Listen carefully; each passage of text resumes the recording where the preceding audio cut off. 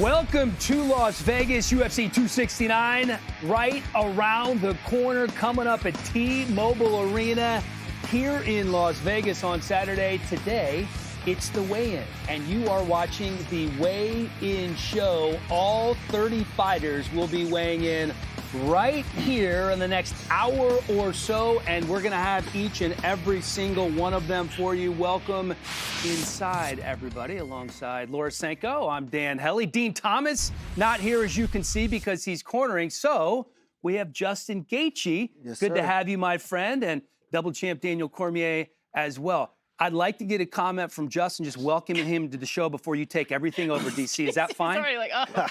Yeah, first show, man, this is a lot more nervous than stepping in that octagon, I'll tell you that. Ton of implications for my weight class, so I would not miss it for the world.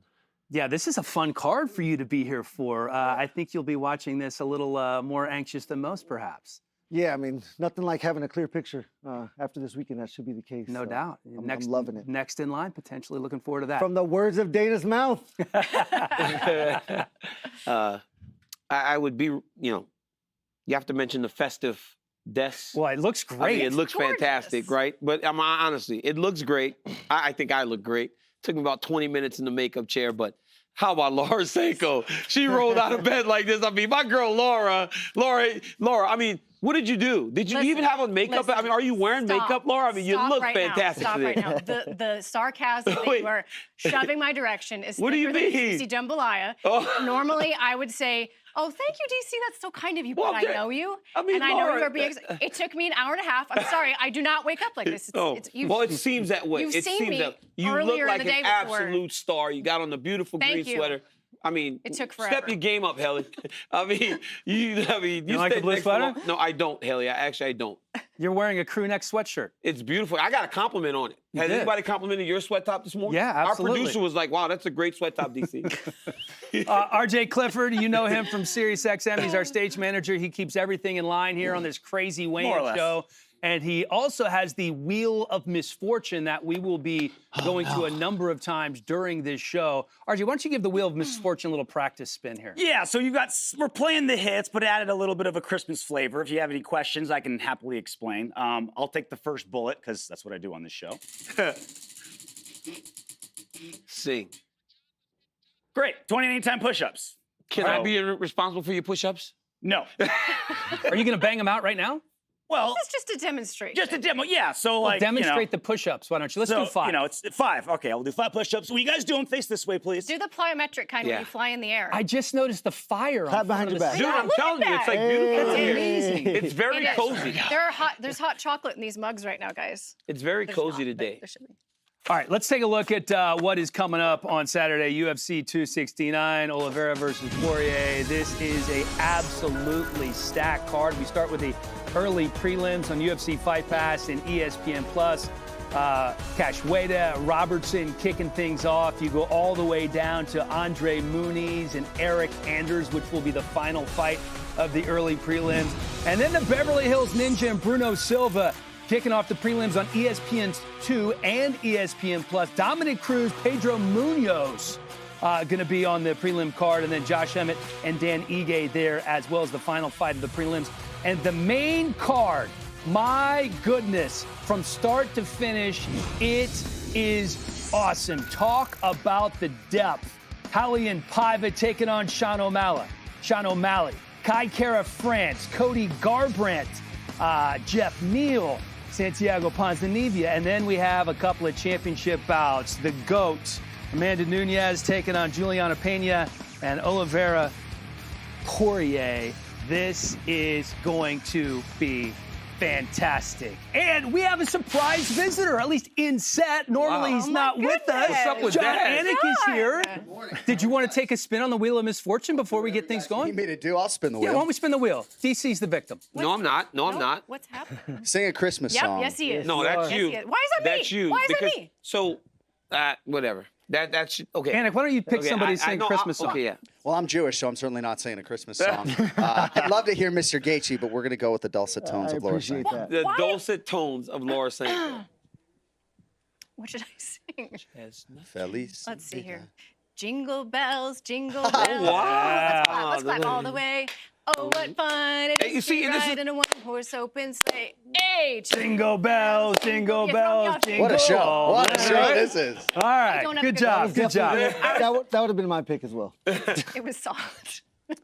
So what do you guys have for me today, Helly? Let's talk main event, man.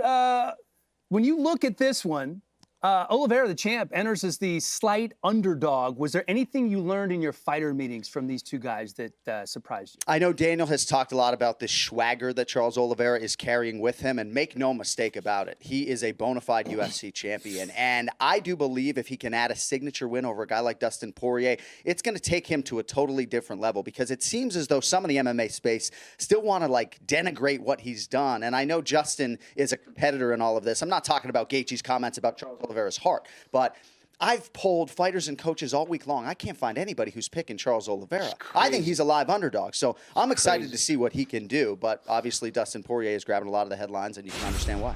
Well, speaking of underdogs, Juliana Pena, a huge underdog, plus 600 last time I looked, but she's been locked in on this fight for a long time. Yeah. In camp, really, Yeah. for almost a full year, getting ready for a fight in Yeah. one form or fashion. Does that help her, the fact that she's been in this mode for an entire calendar year? I think so, and she has tunnel vision, right? You guys have heard. She's tuning everything else out. I would also say she is the singular meanest woman in MMA. Yeah. I remember Rick Little showing me training footage of her 5-6 years ago. She is a marauder. She's a mauler. I think the first few minutes are going to be very telling. I guess one takeaway for me in our fighter meeting that was maybe a little bit concerning, she did ask Daniel Cormier, given all of his big fight experience, being an underdog twice against John Jones, if he had any advice for her. And to me, Fight Week isn't the time to be polling former champions, if I'm being honest. But maybe not as live as Charles Oliveira, but I certainly think she's more live than plus 600 suggests. Speaking of former champions, our colleague, our good friend, Dominic Cruz, taking on Pedro Munoz. Where does the biggest challenge for Dom lie in this one? Well, I think it's just dealing with Pedro's nonstop forward pressure and everything that he brings to the table in terms of the leg kicks. He doesn't discriminate. He works the body well. I think for Cruz, though, he's just in the best shape he's been in years, right? Not a nick. He couldn't even speak to anything physically. Even privately with me, I'm like, be honest with me, man. What feels the worst? He feels great. So that's certainly encouraging for him. He's put in the requisite rounds as far as his sparring goes. So I don't know, man. Like, he's one of my best friends in the world, but I didn't think his quickness would be there against Casey Kenny.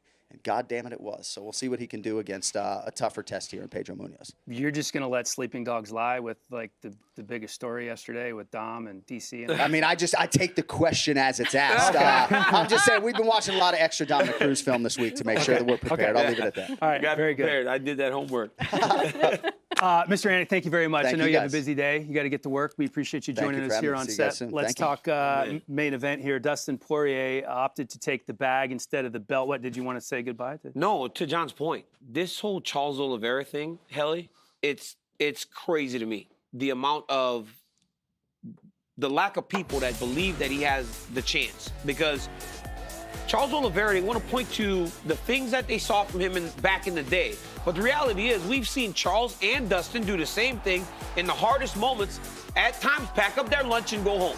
But the reality is, those guys are gone. Dustin Poirier is a different man today, but also is Charles Oliveira. Charles has had times where he could not have stepped up to the challenge, but he has ultimately done that, and that's why today, Justin Gaethje, he's the UFC champion. I'm talking about you. Question his heart. I agree with you 100%. I think the confidence is the biggest factor when you step in there, and the confidence that Charles Oliveira has right now makes him extra dangerous. The experience he has just adds to that, and yeah, I mean, I don't think he has no chance at all. No, I'm saying about the heart. People still question his heart, but yeah, that was so long ago, right? I think when someone shows you their character, you never forget. At the end of the day, if you see a wrestler do that once, they'll do it twice, and that's where I'm at on that. So I'm here to watch this fight. He goes out there and starts as Dustin Poirier. I got nothing but good things to say for him.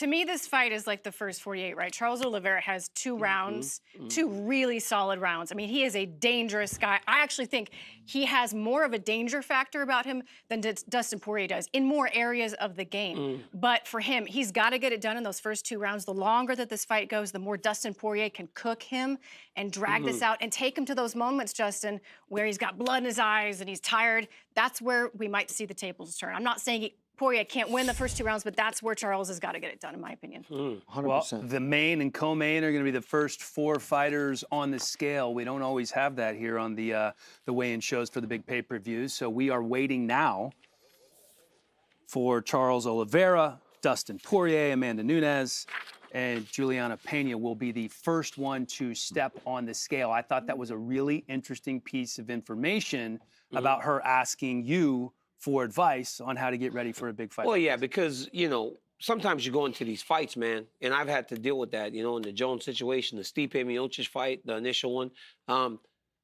They don't give you a chance. They don't believe, but you have to believe. And I told Juliana, just go and fight. But the reality is, this is a fight that she says Amanda has avoided for a really long time. But she is also relying on what Justin just said, that Amanda showed her true colors back in the day when Kat Zingano beat her, when she got fatigued, when you had to just withstand the onslaught and survive and you'd have a chance. She believes that that's still inside of Amanda Oliveira Nunes. versus Poirier, 100%. and we will begin Show what she with wants. a first-time UFC title challenger, the 3rd-ranked women's bantamweight in the world, Juliana Pena. And here is Juliana. Hi, I'm Juliana Pena, the Venezuelan vixen, fighting out of Chicago, Illinois by way of Spokane, Washington. Hey, DC, you told me to take my shot. I'm taking my shot. I'm ready to shake up the world and step into that light of becoming the new 135, the official UFC's weight for bantamweight world Juliana Pena. 135 pounds for Juliana Pena, and she's right. I told her, just take your shot, man. You give it your best, and let the results lie where they may. You win, you lose. If you do your best, there's nothing to be ashamed of when you go back home. So Juliana's taking her shot. She's confident. Especially in these big fights, right? Against the Valentinas All right, of the next world, fighter to the against scale is the Amandas man of the around world. whom this You go out fight there and card there's was a built. freedom The to you, right? You undisputed just do what you UFC need to do. And here lightweight we've got Charles champion, Oliveira. Charles "Du Bronx" Oliveira.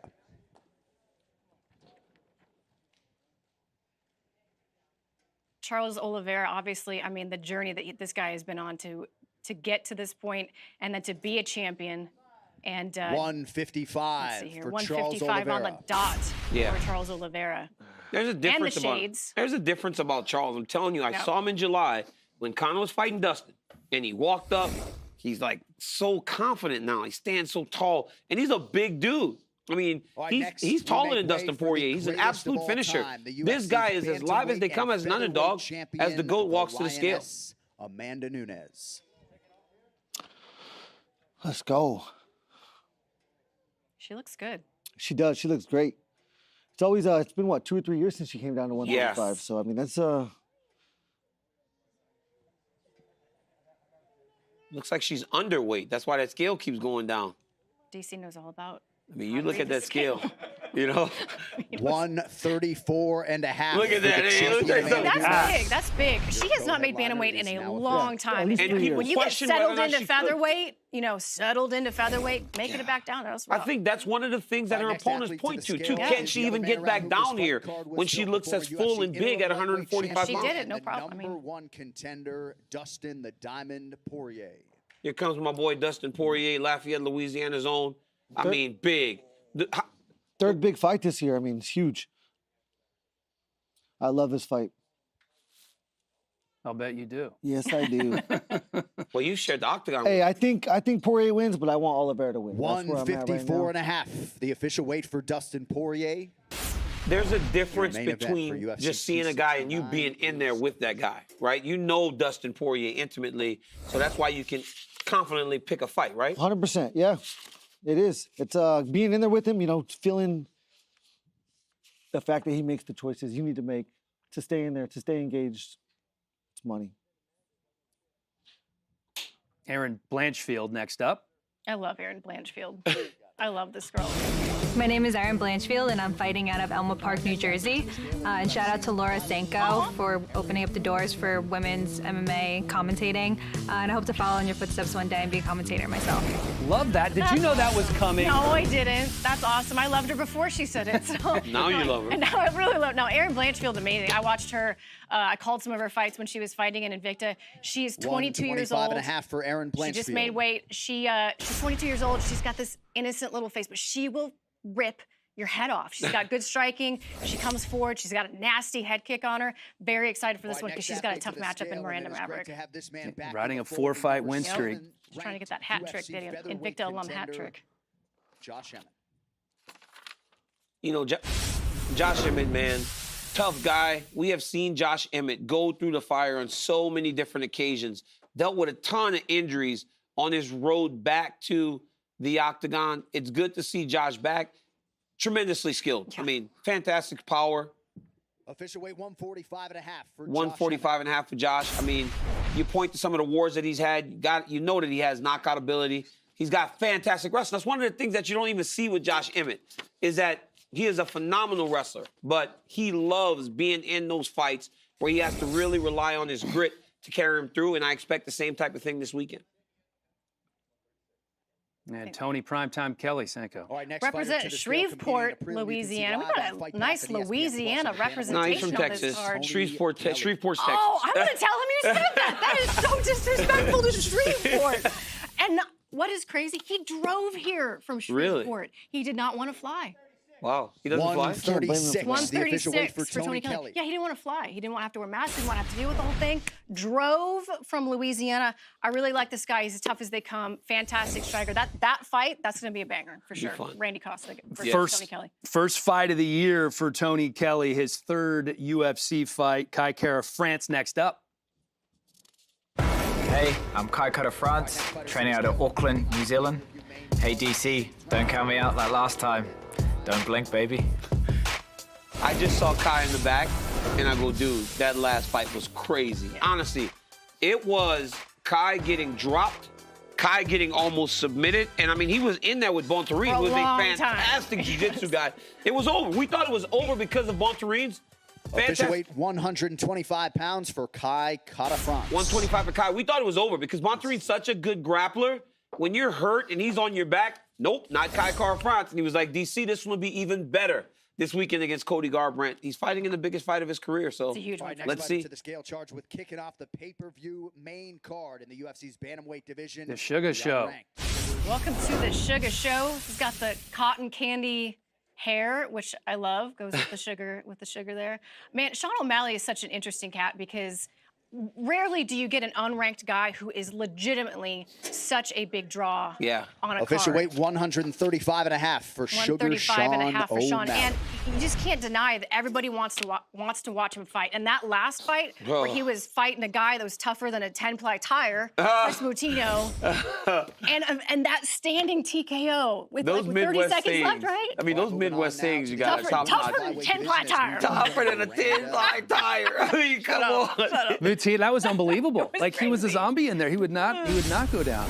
Here's Miranda Maverick. Yep, yeah, she's been out in Denver training with the Elevation Fight Team. I've seen her getting some serious rounds with Champ, Rose Namajunas, Mallory Martin, JJ Aldrich. You know, those kind of rounds can really boost her confidence. She's coming off a loss, but I don't see that affecting her much as she was on a 7-fight win streak before that. So I see no problem with her facing that adversity. 125, the official weight for Miranda Maverick. A minus 145 favorite is Maverick, her third fight in 10 months. She's strong, man. She's so strong. Yeah, she got Well, she fought so well in the first couple, and in the last one, that many believe it went her way. Yeah. Right? So it's like she can be one of the hottest prospects in this division. She has to get the victory tomorrow. She was on a 7-fight win streak before that. Yep. Here comes Eric Anders. Now, Haley, I got to say something about Eric Anders. You know, last fight, he showed a much improved mental game in his fight against Darren Stewart, because at times 185 and a half. 185 and a half for Eric. Eric can be a bit reckless, and that would cost him over the course of his career. But even though it may not have been the most appealing fight, it led to a victory. Now, I still owe Eric Anders a bet that we made about 3-4 years ago. I was supposed to wear an Alabama jersey, but my pride hasn't let me. What? You haven't paid up on a bet? I That's haven't so paid. weird. I usually That's pay up so right away. weird. Isn't it, Justin? No. Makes no I sense usually pay up right away. GC I want to see you and Kamaru bet each come through other. with No one will ever get paid. Him and Kamaru Usman bet each other. Just call it a wash. Well, then it'll be all square. We've got Andre Muniz here weighing in. Not only is he on a 7-fight win streak, I mean, most people, to be honest with you at home, might not know Andre Muniz's name.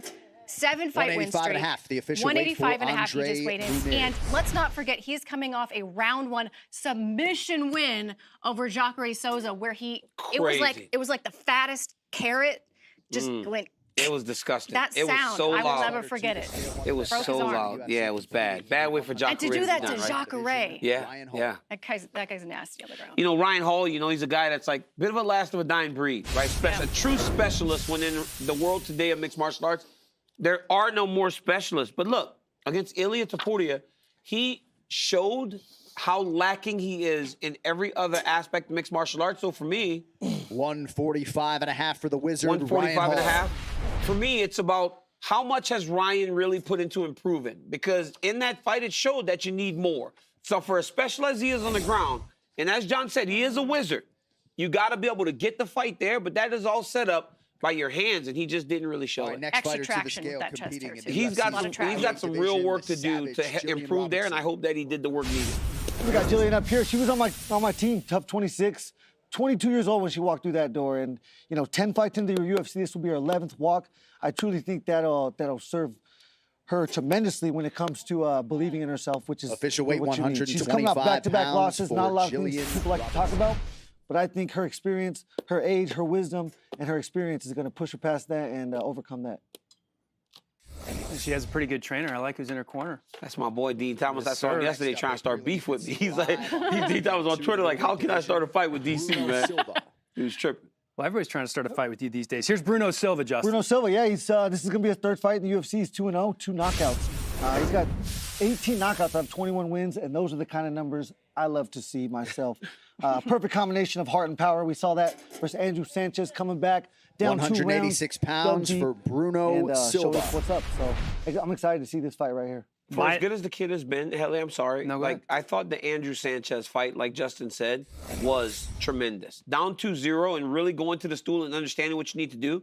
And he got that finish. Ultimately led to the end of Andrew Sanchez's UFC career, but amazing by Bruno. Hey, what's up, guys? It's Randy Costa. I'm fighting out of Fort Lauderdale by way of Taunton, Massachusetts. Hey, DC, if I'm more efficient in this fight with my shots, you owe me 18 holes. And Gaethje, you can jump in too, and we can be the 3 best friends that anyone ever had. He said if he does what with his shots, if he's more patient. Yeah, he's talking golf. He's already my friend. Yeah, he's already good. I mean, hey, listen, who doesn't need a good-looking friend like Randy Costa, right? Yeah, we like, can use that. We can use you that. look at me and you. I mean, me and Gaethje walk into a bar, nobody pays attention. Now, hey, you bring Randy Costa with you, and we're having fun. The official now, one weight thing about for Randy Costa. he talked about measuring his patience versus being the exciting guy that he is normally. He said that you're going to see a much more patient approach, and I think that would serve Randy Costa well because he's had success, but not sustained against the highest level that he's seen so far in the UFC. 5 knockouts in less than a minute and 11 seconds. Yeah, and even last fight, right, Helly? Like last fight, he started great against Adrian Yanez, who is a stud. And that jab was. He hurt him bad, Yeah. and then ultimately couldn't sustain it. So he has to be a little more patient about his approach this weekend, and he knows that. Here's the Beverly Hills Ninja, Laura, former Contender Series alum. Best nickname out there. It's a nickname for sure. But listen, you know, in a lineup of guys that you would pick to be a UFC fighter, you would probably not pick Jordan Wright, but the official weight 186 for him, for Jordan Wright. But there's no denying that he's a finisher, right? I mean, the guy has a 100% finish rate. Up to his UFC career, had not been truly tested, to be honest with you. But he showed a lot in the Jamie Pickett fight, and he's got a tough one ahead of him on Saturday for sure. That's gonna be a real test. All right, we talked about how you're going to be watching this main event with an extra set of eyes. Yes, sir. I think you've stated who you thought would win and who you wanted to win. Just kind of give us your analytical breakdown on this Poirier and Oliveira. Yeah, I mean, I think Laura was right on. I think that 2.5 round. That 2.5 mark is going to be critical. I think before that, Oliveira is extremely dangerous. He's going to be dangerous the entire fight, but those first 2.5 rounds, when you're not as slippery, you know, not as slick, that jiu-jitsu can become more and more of a problem. As the fight goes on, I think Poirier's heart will, you know, his technique, it's fantastic boxing. You know, he stays in position at all times. He's not gonna, I mean, and when it comes to getting people to the ground, Oliveira doesn't have a traditional blast double leg. It's a body lock, and it's a traditional body lock takedown. And, you know, I don't see him dominating in the clinch versus Poirier. So I do think he'll have a problem getting it to the ground. And the later the fight goes, that problem will be bigger. The crazy thing about Oliveira, though, is he doesn't always need to get it to the ground to get those submissions. But, I mean, I want to talk about this co-main event because we have Amanda Nunes versus Juliana Pena. It's always a David and Goliath situation when Amanda Nunes is fighting. But the fact is, Juliana Pena has a belief in herself, and it is oozing out of her. It's been oozing out of her all fight week. She's got some nasty grappling, tenacious with the strikes. And, you know, we have seen Amanda look somewhat human at times. Then we've seen her do stuff like that, like what she did to Holly Holm, just unbelievable. And that, I think, is what really makes Amanda special. It's not just that she wins and she keeps winning, it is how she wins and how she hurts women. You know, Amanda Nunes really does hurt people and finish them, but so does Kai Kara-France. I mean, in this fight, Kai Kara-France has a very big opportunity to really upset the apple cart, right? That's some Midwest stuff for you there, Laura. There you go. Upset the apple cart. You know, if he can beat Cody Garbrandt his first time down, he will be in the biggest position he's ever been. Now, this was the fight for me that really did show who Kai was, because look at Bontarine. He's diving. We ain't in the Olympics, you know what I'm saying? But like, Kai Kara-France's power and his belief in himself, truly amazing. Let's talk about Cody Garbrandt coming down to a new weight class, showing his face. I think it's crucial, especially with the trilogy in January. Hopefully that book is finally closed, and one of these contenders will be right to come in there and challenge for that title. Cody Garbrandt showing his face, big name, you know, previous title holder. It's perfect. It's perfect for the making. You go in there, get an impressive finish, and I think he's right there at the top. You look at Garbrandt, man, and this is a guy that has star ability, right? He's one. I remember going to LA when he fought TJ Dillashaw the second time, and when this dude's music and he hit the curtain, that place went insane. Cody Garbrandt has it, and if he can go out there and get an impressive performance against Kai Kara-France, then hey, the road is a lot shorter for a guy like Cody because of who he has been to the sport of mixed martial arts, Helly. He's really struggled since kind of losing the bantamweight title. You think this move down is the right thing for him? I do, and you know, normally the move from bantamweight to flyweight for people is not a good move. We've seen it not work well in the past, but I think for Cody Garbrandt, he's never been a massively framed bantamweight, and I do think, and he talked forever ago about being able to make flyweight on The Ultimate Fighter. So I think this is something that's been in the back of his head. He knows he can do it, and because it's not a massive stretch for him, you know, the thing you've got to worry about is can he take a punch at 125, right? That's the real question, because the more you deplete yourself... I want to talk about Dan Ige stepping on the scale real quick, though. Oh, please do. Me and him go way back. Yeah, a lot of things people don't know about Dan. He has been helping my manager, Ali, for many years, and he has helped me with hundreds of logistical things. So he knows the inside, the outside of this business, and he is so intelligent. And he uses it when he steps in the octagon. The official it's amazing that he can play both roles like that. But I feel he has had to have taken a step back on the management side, right? When his career has become what his career has become, because he really is, he really has become a really elite level fighter in the UFC. Yeah, and he's able to do both. It's amazing. Yeah, I mean, his forte is jiu-jitsu. He gets on top, he gets that top pressure. His ground and pound is ridiculous. I've sparred many rounds with him, and he's got some special heaviness in his hands and his kicks. What's up? Why when you start talking about fighting, you start to smile like that? You get it. I mean, what is wrong with you? Did you see that, Helly? He goes, I've sparred many rounds with him. I love Dan because, for one, he's my friend, but he loves the fight and the action just as much as me. It's like euphoric for you. You're like, oh, I was not going to miss this weekend. Fighting night. There's not a lot more that does it for me. Who brought this crazy dude over here? We're hiring anybody now. Over here. It's golf and it's fighting for Gaethje. One of these two things is going to bring a smile to his face. I don't think I've ever seen anybody like do that, like what you just did. Look at you. Something about it, man. Something about it. I love it.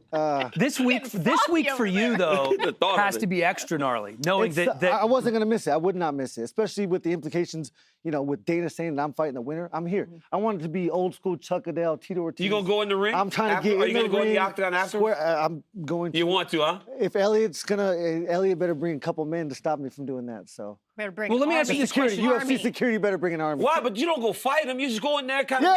No. Hey, what's up? Let's do this. Is fight night for you, though, because this is different? This is not a normal fight night. Is it, hey, you're going to go out, have a late lunch, early dinner, have a couple of beers? Or are you going to be totally focused in watching everything that happens in that fight? On that fight, yeah, I have to be absolutely focused at all times. I mean, this is everything. This is my whole life. So I'd be a fool to, we got Pedro Munius up on us.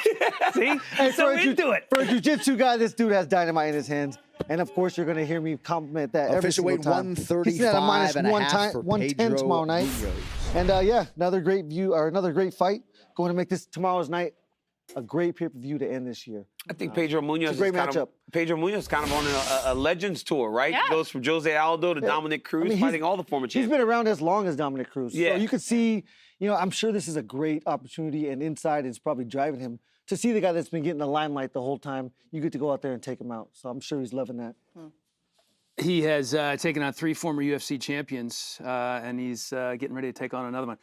I want to go back to that thought. So fight night for you, Yes. right? My fight night? No.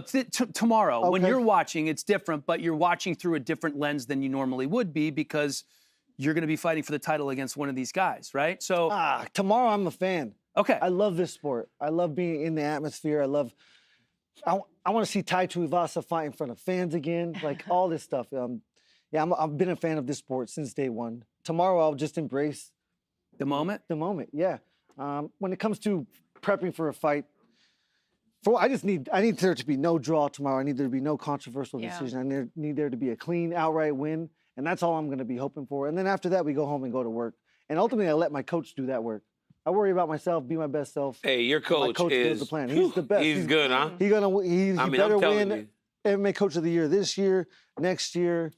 Trevor Whitman it's insane. If he doesn't win tonight, we riot, right? We riot? If Trevor doesn't win Coach of the Year Oh, tonight. he's winning. You know? I'm not even, yeah, we riot. From last year? Yeah. Yeah. All right, well. You got Rose, you got Rose, you got yeah. Nightmare. He doesn't have a This lot of year people, alone, though, he's but he 5-0 has a with lot of championship good fights. people, A lot is of what good Trevor people. Whitman Yeah. has. We know that you said you don't think he's going to win, but you hope he's going to win. It's been an incredible ride for Charles Oliveira. Let's take a look. The new generation of great Brazilian fighters. Here is Charles Oliveira. Like Dustin Poirier, Charles the Bronx Oliveira entered the UFC at the onset of his 20s. Oliveira is one of the most promising young stars in the UFC. But Oliveira's track record includes accolades even the Diamond could not touch. He's so hot right now on such a win streak. He is a contender on a serious rise. Oliveira has won 19 fights in the promotion, Yet another submission win inside the octagon. finishing a UFC best 17 of them. Looking for history. There it is. All while claiming additional records for the most submissions. He continues to pile onto his record. Charles Du Bronx Oliveira doesn't wrap him up. He knocks him out. And most performance of the night bonuses. He's continued to produce highlights every step of the way. As we've seen more than a decade inside the octagon and see him grow and mature. Look at he's doing to Tony Ferguson. We've never seen this. Just full domination. We're seeing the fully realized potential of one of the most exciting guys in this division. But the 12 pounds of gold at his journey's conclusion would be Oliveira's greatest accomplishment of all. The lightweight title is vacant. It will not be in 25 minutes or fewer. Michael Chandler's such a uniquely explosive individual. Just a seek and destroy mentality. Charles Oliveira makes the walk for his 28th UFC appearance, 11 years into his UFC career. It has all come together for Charles Oliveira. Will all that precision and technique be enough to keep that pit bull off his neck? All right, you ready, sir? You ready, sir? Let's go, gentlemen, fight. Early leg kick for Oliveira. He's so technical. Oh, Chandler clipped him. Couple early left hands from Chandler. Oh, Chandler's got him in a guillotine. It's tight, too. And it's tight. It's real tight. He's in trouble. It's real tight. Ninguém me pegou e colocou na minha cintura, ó, tá aqui, ó, no seu peito, ó, tá aqui o cinturão, não. Eu tive que lutar por isso. He's out. Wow. Don't give your back if you're Chandler. Oh, you no. cannot give your back if you're Chandler. Oh, what an explosion. Corner calling for some forward motion here. Under 2 minutes to go in the round. There's that left hand. Oh, no, Oliveira's in trouble. Oliveira down. He's in real trouble. Oliveira displaying some heart to stay in this fight. In round one. That was great. You see? Start strong again. He's broken.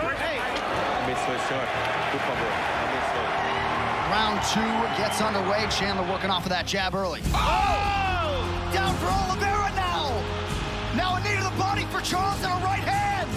Chandler retreats. Now Chandler is down. He's down. Charles Oliveira is the undisputed UFC lightweight champion.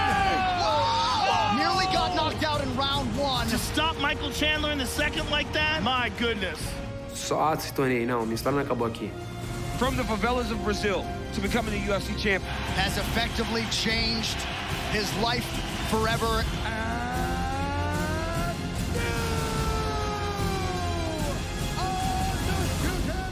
Não importa quem vai ser que vai estar do outro lado, eles vão dobrar, vai cair, vou nocautear ou finalizar. The lightweight division belongs to Charles Oliveira.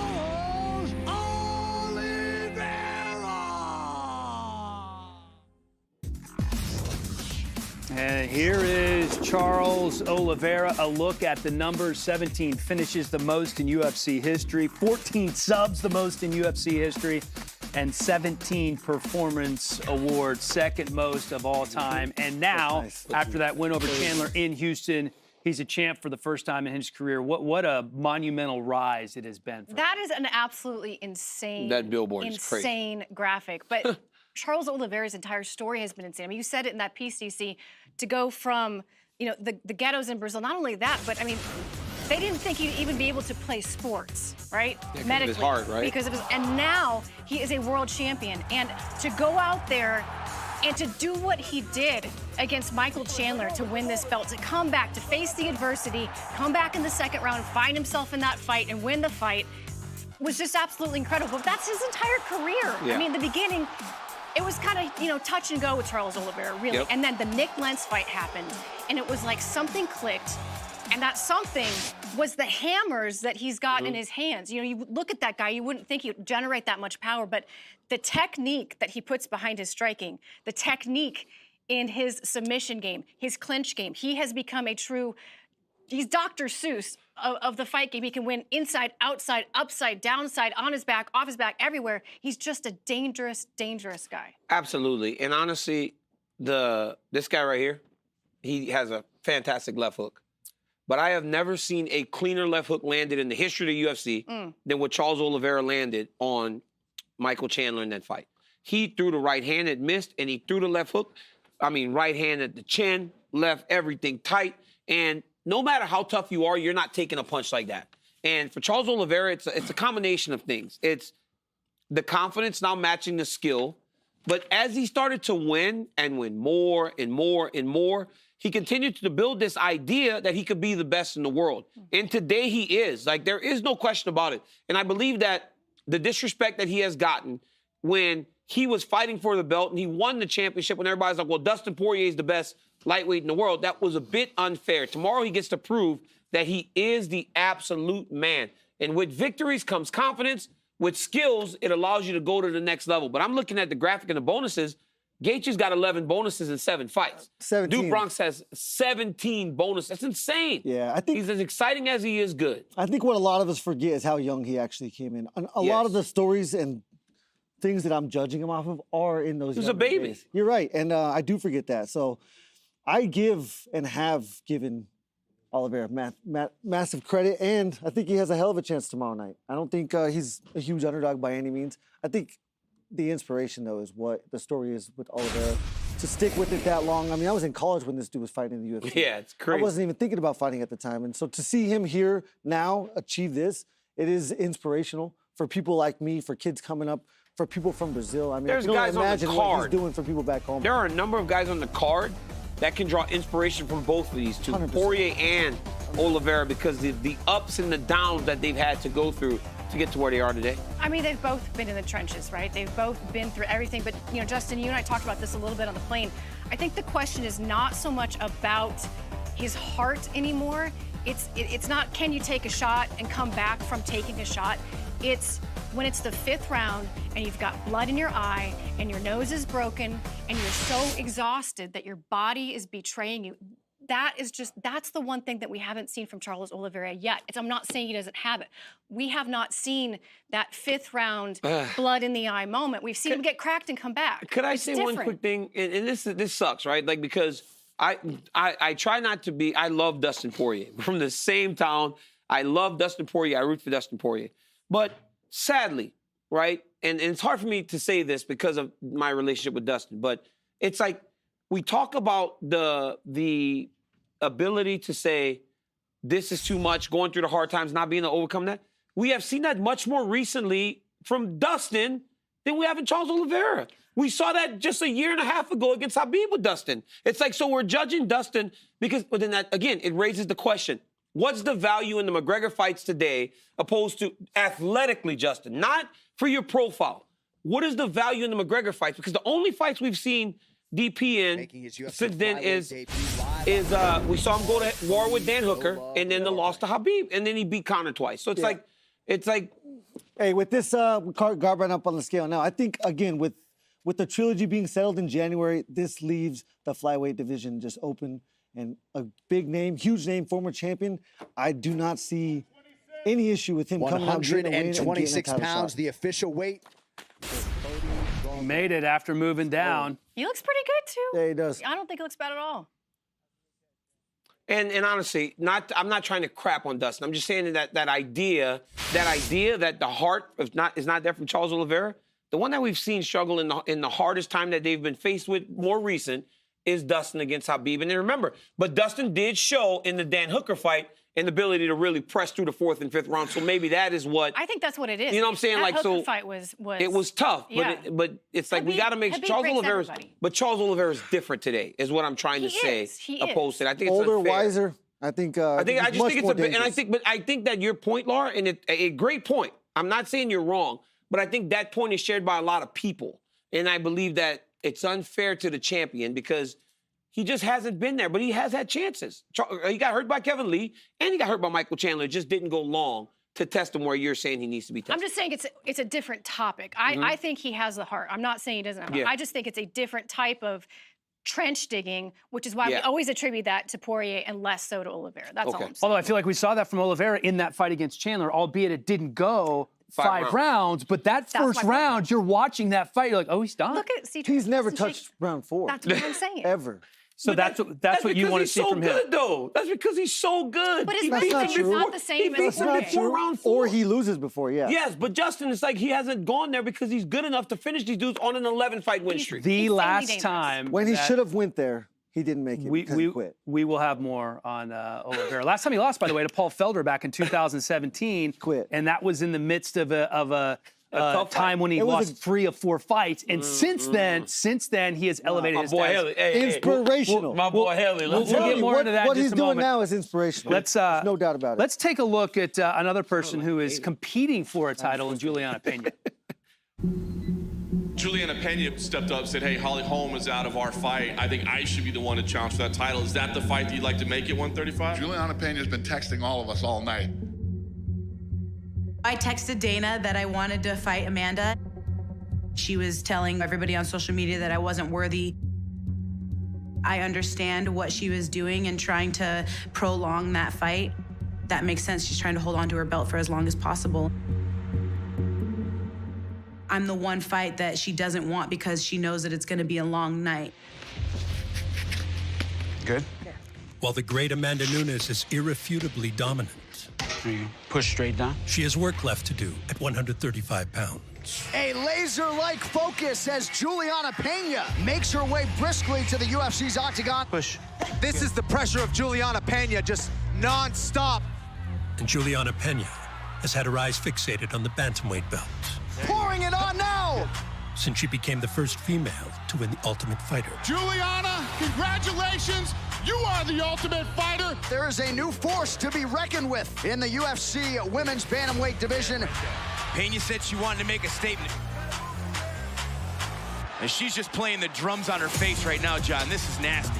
I've been in the division just as long as Amanda has. The Pena pressure just won't stop. And every single time that I've got my hand raised, I've been calling to fight for the title. I'm a finisher, you guys, and I want the belt. I want to fight the best in the world, and I want to compete against the best in the world. I am a nightmare in this division. My pedigree has been baptism by fire. High amplitude takedown. Juliana Pena is a savage. On your back is like a pit bull on your neck. And she's been in there with the best women in the world. All in pursuit of a world title shot. I'm ready to go and get what's mine.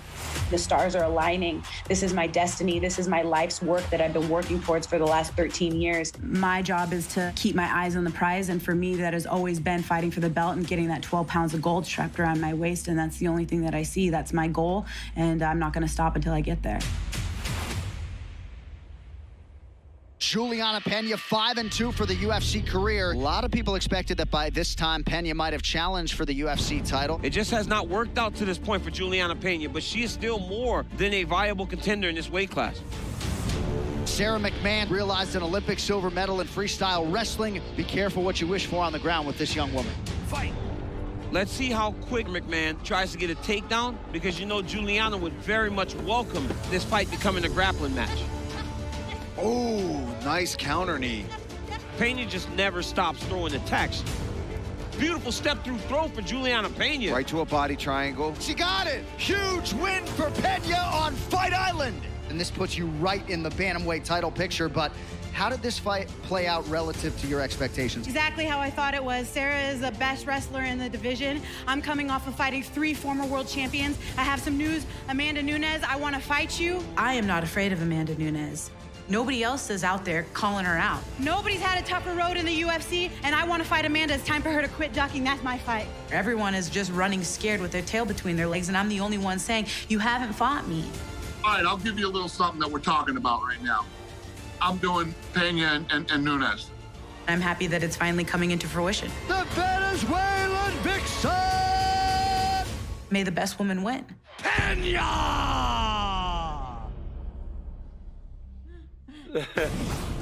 And now the opportunity to fight for a title. A look inside the numbers of Juliana Pena. Pretty good, as Larry David would say. And she is kind enough to join us on set. Juliana, we were, some of us were there, some of us were watching from afar, but a spirited press conference yesterday. Did you anticipate that going in with the back and forth you two had? I just don't understand all the hostility. I mean, You're so sweet. Not like you ever said nothing. Was it something I said? I don't understand what's going on. I struck a chord, I think. I don't know.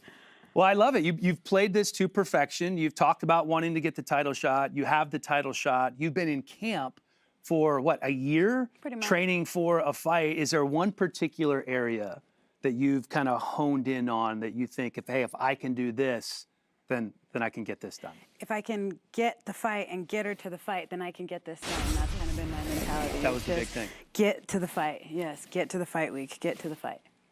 And you're here. Yes. I've seen you around the hotel, and I actually ran into your mom this morning as I was coming out, and I've seen your daughter Issa running around, and it struck me. What does it mean to you to have? I mean, it's so cool. There's Issa.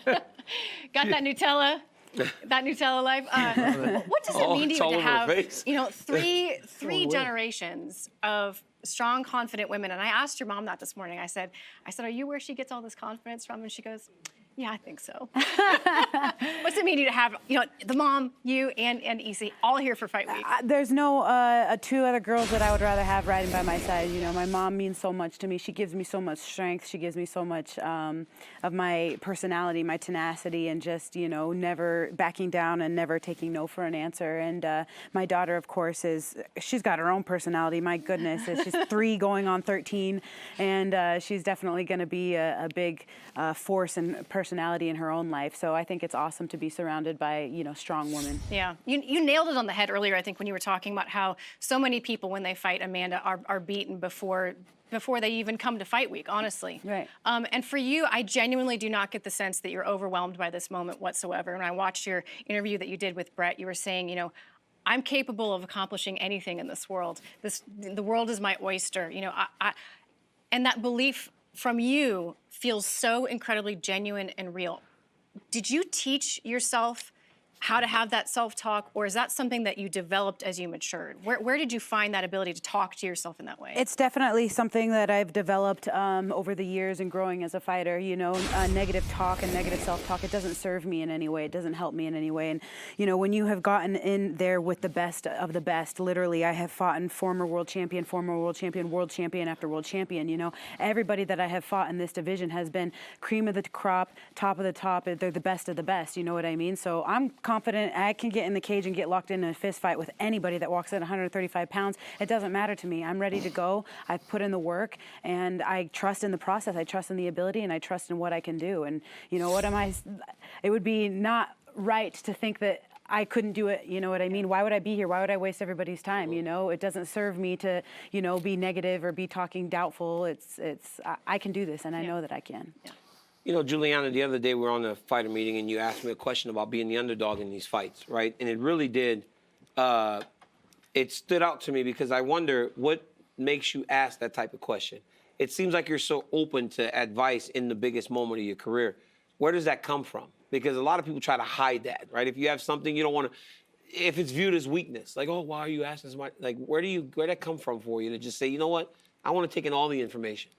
Well, first, it seemed like more of an icebreaker because I know that you guys have to do these interviews with 1,000 fighters. You guys look like really tired and annoyed, and I can see you guys' eyes rolling, and you're like, get to the next, you know what I mean? So I was just like, let's just see what he has to say and like flip it around on you and see what your advice is. I think that it's great to be able to look at the greats that have come before you, and anytime you can get them to give you a bit of information, that to me is gold. And I just wanted to get your advice because you've fought for a title 11 times. Have you not, DC? I was lucky. Yeah, 11 title fights. So of course, you have the answers. You know, when you look at Amanda and you look at someone that has done the things that she has done over the course of her career, you made a beeline towards her. There was no question as to whether or not you wanted this fight. When it's finally happening tonight, what are you thinking in your mind 24 hours before you can become the UFC champion, when you've been here as long as you've been? Si se puede. I can do it. I can do it. I can do it. I know that I can do it. And I'm the type of fighter where I see fire and I go right into it. I'm the type of fighter where I meet pressure with pressure. Most of these people, they see the punch coming and they come and they turn away. I'm the type of fighter that meets fire with fire and I come in head on. And there's only a specific type of fighter that can do that. I'm not going to be dancing around the ring for 25 minutes. I can guarantee you that. I'm coming forward and I'm meeting fire with fire. And there's only a specific type of fighter that can match that pressure. And that type of fighter is me. So this is a perfect fight for me. So are you taking anything from like prior people watching? Because like we see this, right? Juliana, you see Lauren Murphy with Valentina. You see certain athletes go into these fights with these massive favorites and they just can't pull the trigger. You try to take something from those mistakes that other women have made in those big moments and apply it to your game as you approach this fight this weekend? Not necessarily. You know, I didn't get here off of the failures of other fighters and seeing how they failed. You know, I got here on the success of my own hard work and what I've done and the successes that I have had in this career. I've only dropped 2 fights in the last 10 years. And they were to former world champions that I had dead in the water. I made simple mistakes that I have fixed, and I'm going to execute on Saturday night. And that's the difference. I made those mistakes back then. I got that learning experience, and now is my time to pull that trigger and to execute. Yeah. I mean, I don't have a question, but as an athlete, it's awesome to see you facing a challenge like this. I fought Khabib, you know, one of the GOATs, my last fight, and not often do we get opportunities to do this. And to see you facing it head on and really accepting that challenge is all I want to see as an athlete, and I can't wait to watch tomorrow. Thank you, Justin. I appreciate that. Thank you so much. Well, I'm thinking the whole time you're talking about fighting fire with fire. I'm sitting here looking at Gaethje. I'm like, this is a guy who does exactly that. Right. Is there a question you might have for Justin about how he approaches these situations to make him more comfortable? It wouldn't necessarily be for Justin, but more so his training partner, Rose. Rose was in a similar situation. She had, you know, the chip stacked against her a few times in her title fights, and she was able to get that done. I look at her as inspiration, and I look at her thinking, like, you know, I look at those women that have been able to pull those triggers and look at their success and think, if they can do it, I can do it too. And that to me is like such an inspiring thing. And you being right next to Rose is probably pretty awesome. Yeah, and I can tell you, first and foremost, the biggest factor is self-belief. You have to believe that you deserve this. She has that. I know that. I know that. And so I have no doubt that tomorrow night is, you know, she's going to give 100%. But being around, you know, Rose is the only one to lose a belt, come back, win a belt. There's instances where we get to be great, and tomorrow you get that chance. You've done it in the past, and I think it's just embracing the moment, believing in yourself, believing that you're worthy. Absolutely. And that's where you're at. I am absolutely worthy. I have sacrificed so much to become who I am to this day, and I'm more than worthy, and I'm more than ready. I'm sure your family is very proud. Thank you. The sacrifice has a chance to pay dividends tomorrow. I'm just curious, as a non-fighter, when you are making that walk into the octagon, what are the thoughts that are running through your head tomorrow? I've had these conversations before, and I screwed up. I was like, I'm a killer, I'm a serial killer, and then they're like, you can't say that. That sounds horrible. You're not a serial killer. You're not a serial killer. Just quit saying that. You have to think like Twice a year. Yeah. So let me rephrase that. I am feeling in a very scary place in my head where I'm liable to do some pretty scary things, and you know, it's kill or be killed, and this person is not going to have any remorse for me, so I should not have any remorse for them. I have made peace with the fact that I am going to live or die, and I have made peace with that, so I fear nothing. You know, when you are fearful of that and fearful of dying, then that's when you get in a situation where you're not going to be very comfortable. I've already made peace with the fact that I'm going to die in there. I've made peace with the fact that I'm going to live in there. And when you make peace with that, there's nothing to be afraid of and there's nothing to fear. So I just get into this position in my mind where I'm ready to kill or be killed. And that's just my mindset. It's just a very dark, scary place. But it's also a good place, you know what I mean? It's like a comfortable place. It's only a place. It's honestly where you got to go to win a title, man. It's only a place that fighters understand. You know, 99.9% of people can walk this line, and that's us, you know? That's a special type of person that can do that, and that's why we're fighters, and, you know, everybody else is everybody else. It takes a special breed to do what we do to get locked inside the octagon. And then she said, you're delusional. I was like, yeah, I fist fight in a cage for money. You're delusional too, you know? That's not calling the kettle black, you know? Well, we are looking forward to that. Best of luck. Thank you. The time has arrived, and you're one step away. So good luck tomorrow. Very much looking forward to seeing you Thanks, fight. guys. I appreciate the time. All right, Thank Juliana you so Pena. much. Thank you. Tai Tuivasa stepping to Weight the division, scale Tai right now. Bam Bam Tuivasa. Thanks, Juliana. Hey, I was on a card. Tai Tuivasa fighting out of Western Sydney, Australia. What up, DC? Where's the corned beef at? Yeah, that's my boy Tai Tuivasa, you know, from the area. This guy talks about corned beef because right at the beginning of the pandemic, we were at Safeway. We were fighting. We sparred on his birthday, and we went to Safeway to buy food because the pandemic was happening. Never seen anyone in my life. The official 264 for Tai. I have never in my life seen anybody buy more corned beef as he was getting ready to get locked down. I said, are you going to buy any like chicken, beef? He goes, no, this is the best meat right here. Dude brought a whole bunch. Corned beef How is much? what Tai bought. How much? Like 2 pounds? There had to be 10 pounds of corned beef. 10 pounds? 10 pounds of corned beef. 10 pounds of corned beef. No variety. Nothing but corned beef in his basket. No, he was like, bro, he's like, mate, where's the toilet paper? Everybody had taken all the toilet paper. We left my house. That's a lot of Reubens. We left my That's a lot of garage Reubens. from training, ran to Safeway to buy food to be locked down. And Tai bought corned beef to make whatever he was going to make with that. That's a lot of Reubens. That is, I've never heard of any single human being buying that 10 much corned pounds. beef. 10 of pounds corned of beef. corned beef. No steaks, no chicken, no sausage, eggs. just corn, no eggs. Well, in addition to eating a lot of corned beef, he's been busy this year. 2 first-round KOs, most recently Greg Hardy in July. So this is his third fight of the year. It was nasty. Yeah, Tai's a good fighter. He's a really good striker, right? The guy has fantastic hands. He can box. He told me when he came to AK, he goes, dude, I'm just learning this. He goes, I'm a guy from where I'm from, right? He goes, I'm from Western Sydney. He said, I'm from where I'm from. And he goes, I just figured I would do what I saw on TV. He goes, I'm just learning all this on the go. And as he learns on the go, he continues to have more and more success. And we saw it in the Stephen Struve fight where he won the fight from the clinch. We saw him knock out Greg Hardy. But this weekend, Augusto's tough. He's improving for sure. That's going to be a good fight. That's a tough fight. Yeah, it is The very Kai's tough. I mean, I'm almost a pick 'em. They're both minus Yeah. 110. This is going to be a good one. Let's take a look at who has weighed in thus far.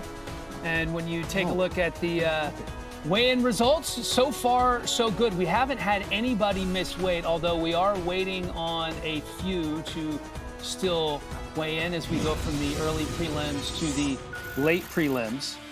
And Sakai and Dominic Cruz are the only 2 left on the late prelims, yet to weigh in as we look at the main card. Remember, the first 4 to weigh in were the main event and the co-main event, so we knew right away that we were good to go there. Neil, Ponzinibia, and Paiva are the last 3 on the main card yet to weigh in. So we have, what was that? That was about 10 people to go, 10, 12 people. And we will keep you up to date on what is going on here on the weigh-in show. The move to flyweight has been discussed since my second UFC fight. I was never the biggest bantamweight, A fighter who seems destined for superstardom. but I found a lot of success in bantamweight. He's immensely talented. By far, the hardest hitting guy in the division. Oh, that'll do it! Stayed there, paid off, became a world champion. Now it's time for a new challenge, a new division, and a fresh start. And that's when I'm dropping the weight division and proving that I belong at 125.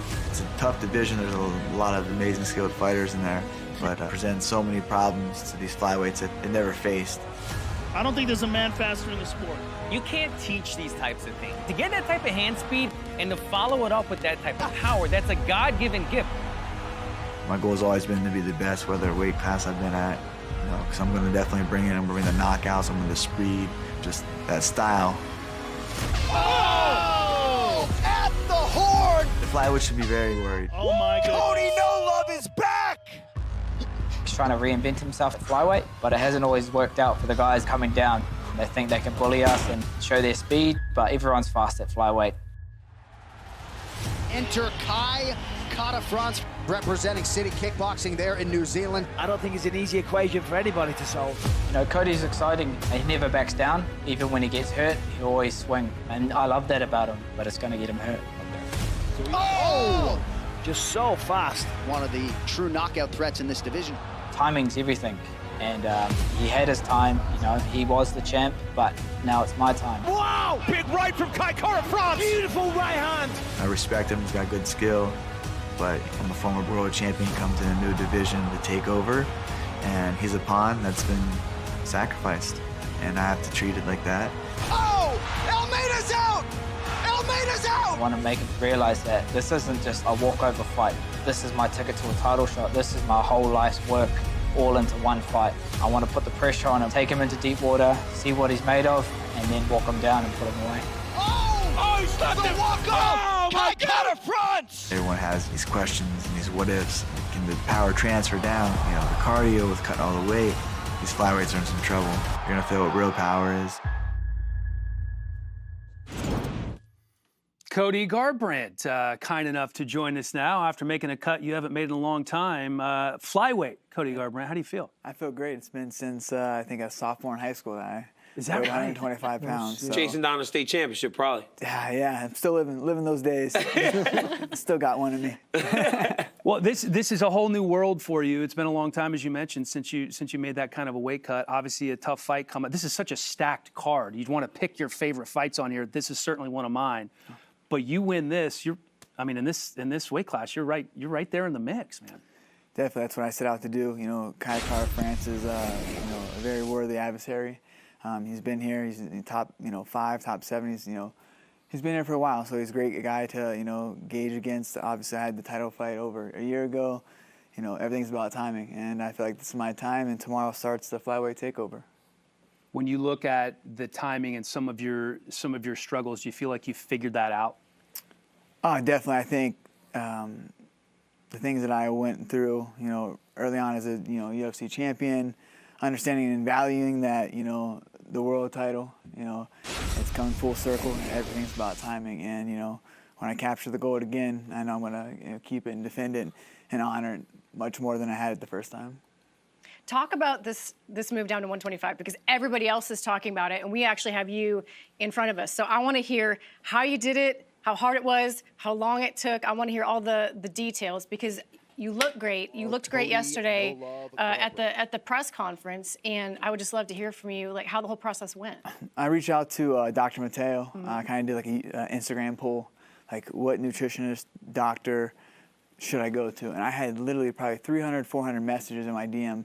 Dr. Mateo Capo. I'm like, who is this guy? 126 pounds, the official weight. Messages about you. Cody this guy, Garbrandt. I reached out to him Saturday. He flew up Sunday. We did brunch, went over a game plan, and started working. So it's been about 7.5 months that we've been working together.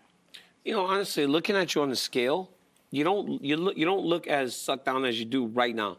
Yeah. Looking at you on the scale, your face almost looked like you did at 135. So it's not like guys that go down in weight tend to look much more depleted. How did you manage to get the weight down without really completely depleting yourself? You're telling me how much you were weighing last night, and going into a fight, you lost 1.5 pounds this morning. That's hardly anything. Yeah. I think just doing the extra, staying just consistent and focused, and really being inspired to make this drop, to make this a new chapter in my life and in my career. Just inspired. I think that's the word of the week, the word of the camp. The last 6 months has been inspired for this transition down to flyweight and just doing everything right. And, doing everything right from the extra cardio, staying in the gym, staying consistent. I hate using the word motivated, so I'll say inspired. I just was inspired for quite some time. I think the Rob Font fight, the way that I felt, the lead up to the fight, the training for the fight, I knew I needed to make a change, and that was a learning lesson for me. And I'm ready to take that learning lesson in tomorrow and take over this flyweight division. Yeah, I love that you're talking about timing. I think it's absolutely perfect timing with this trilogy getting settled in January. It couldn't be a better time to come down, make that stake for the claim of the title. So it's beautiful. I love that you come down. I think it's, again, perfect timing at this time. These guys, in January, it will be settled, and a new guy will be ready to go. I think it's going to be you. Yeah, definitely. That's what I'm working for. And, timing's everything. I remember going to Coach Mark Henry's in New Jersey nearly a year and a half ago. And the first thing he said, not to get excited on there, he looked at me, he's like, "You should be a flyweight." And I was like, "Oh, thanks, man. I appreciate it." So, we've already talked about that for quite some time. And it's, I'm just, like I said, inspired that it's here and inspired for what I'm about to do tomorrow night. Yeah. I was curious what you said in your answer to the first question about, if you get back, if you can get another title, maybe appreciate it more than you did. What were you just kind of living in the moment, just being the champ? He was young. He was like 24 or 25 years old as a champ. It happens to the best of them. I feel like it happens to so many. I feel like I didn't set my goals or my dreams too crazy. I mean, crazy for a lot of people. Like, "Oh, you're a UFC world champion under 2 years, this and that." But then I got it, and I captured the goal, but what was I looking forward to after that? So that's what I mean, value it as what it is. It's a huge accomplishment. Be inspired that you've done it, and be inspired to defend it. And look forward to other things obviously fell into place. But timing's everything, and I'm very excited for this march to the top in the flyweight division. Yeah. Well, you've tasted it. You're going to get back. Yep. And you're still young, man. What, 30 years old? 30. I'm spring chicken. I got some grays in my beard now. But, they're not there yet, brother. Yeah. Believe me, you don't have any grays in your beard. Dustin dyes here. Still young. Does he? Justin dyes. Get out of here. Justin dyes his grays. Seriously, red. He dyes his grays red. Kids bringing him in. I haven't got no kids. I got a kid, though, so I got an excuse. Yeah, that'll age you, bro. That'll age you. All right, Cody, best of luck, man. Glad to see you back in there. All right, thank you, guys. And go, slowly but surely get slowly but surely replenished here. Oh, I can't wait. I got pasta waiting for me. There you go. All right, Cody Garbrandt, time to head back to the scales because, as promised, we still have 10 guys to weigh in. Augusta Sakai next up. Yeah, Augusta Sakai, man, he came hot off the presses after Dana White's Contender Series Season 2. And then, he came in the UFC, rattled off 4 really, really nice wins in the heavyweight division. He's got all of the skills that you'd want to see in a heavyweight. Of course, he's got the power in the hands, but he has a really fantastic boxing for this division. He was standing toe-to-toe with Alistair over in 263 and a half for Augusta Sakai. He says he's not willing to do a shoey, though, with Tai if he wins, not because he doesn't like him, because he doesn't drink, but he said he will buy him some barbecue if it comes to that. All right, I like that. I'm gonna buy him some corned beef. A lot of corned beef. 10 pounds of it. Are you a corned beef fan, RJ? Huge corned beef. Cheap meat. Love it. Okay. Delicious. It is delicious. He likes the corned beef, not the filet. You also like going out there and doing some interviews and just putting some funny pieces together. Yeah. You've set a high bar in terms of the pieces you put together. What do we have cooking? Well, in my effort to make sure that I surpass that bar every time, normally when I go out there, I'm trying to get stuff out of the fans to benefit the show. This time, because it's Christmas, I thought I'd give back a little bit. Oh. But I needed some help. Take a look. Hey guys, stage manager RJ here for another Man on the Street. The UFC 269 press conference is going to get underway in just a second. We're at the MGM Grand Garden Arena for the presser, and I thought we'd spread some Christmas joy and be in the spirit of giving. So I dressed to impress, but this is a job so important I couldn't do it alone. So I enlisted the services of Santa Forrest Griffin. Ho, ho, ho. Here we go. Hey guys, let me get this straight. You guys are here to see people weigh in. No, it's not even the weigh-in. It's the press conference. Oh my God, it's a press conference. So nobody's fighting today. Right. Nobody's fighting. So they're literally just talking about fighting. Yes. We're talking about fighting and what's going to be expected in their fights. Who wants to talk to Santa Forrest Griffin? Right here. Right here? All right. Have you ever seen the UFC weigh-in show? Never. Me neither. Me neither. But the hosts are Daniel Cormier. You've heard of him. Oh, absolutely. Champ. Justin Gaethje's this host. Highlight, yeah. Laura Sanko. You've probably heard of her. Hottie. I've heard. And then Dan Hellie. Dan Hellie. Now, of those people, if you had an ornament of one of those athletes / commentators, who would you want? Daniel Cormier, the champ. Daniel Cormier it is. Do I get something from Santa? Maybe. If we can find it. It's Daniel Cormier. He's asleep at the bottom of the bag. Shocking. Get it? He's watching film right now. He's busy. He's not doing that. So here's Daniel Cormier. There you go. Yeah. All right. So that's his body, and that's his head. Accurate. He's built for an ornament. If you could only have an ornament of one of those, who would it be? Gaethje. Justin Gaethje. Justin Gaethje. Shocker. Probably Gaethje. Gaethje, okay. Yeah, Gaethje. It's a popularity contest, and it feels like Justin Gaethje's winning. I'm gonna go Hellie. Yeah. He gets yeah. almost no love. No way. All right, Hellie it is. Santa Forrest is very popular. We'll get you a Hellie. Here, help me out here. Here we go. I got you. Santa Hellie. Ho, ho, hoes. My man, Santa. Watching all the fights with him. What's going on? Let's go, Forrest! Guys. I'm obviously Santa. Jeez, guys. What would your Christmas wish be? Your UFC Christmas wish? To get UFC tickets, like right in the front. I've never been to a UFC fight. Man. Wow, people are really greedy around here. We really, I thought you were gonna be should not have done this if we weren't going to give shit away. Santa Forrest could grant you any UFC wish. What would it be? A high kick to the face from Karate Hottie. You want to get kicked in the face. Sir. Yes, sir. If I can grant you any Christmas wish in the world, what would it be? I want a piggyback ride from Santa Forrest. I think we can deliver that one. All right, I think that's one that we can do. Like a real thing? That's actually something we can deliver. How do we even? Up on. Yep. Jump on. Goodness, Here we go. Making Christmas wishes come true. Not weird. There's nothing Santa Forrest can't do. So, I know what you're saying. Forrest, is that you dressed as really skinny Santa for no apparent reason? Yes, it is. I saw the weigh-in show. I've actually seen one. Okay. Great job on it, by the way. And I said, that looks really fun. Can I do that? And they said, sorta. And here I am. You can't listen to all of that. At least one Christmas wish came true. You got on the weigh-in show. There we go. Yeah, that's my real hair, by the way. It's beautiful. No one believes It's me. nice. I can't. So Justin, you crushed it. Wait, did he? They were giving away ornaments, and they got to pick. I signed one last night. I was not sure what it was coming from. 10-1. Let's go. And the only one was Hellie. Hellie was on the board. Yeah. Yeah. Well, Hey, by the way, That's a ton of Laura. What was the? And there was no takers. There was Oh, some. my goodness. It didn't make air, I promise. All right, Dan, take it.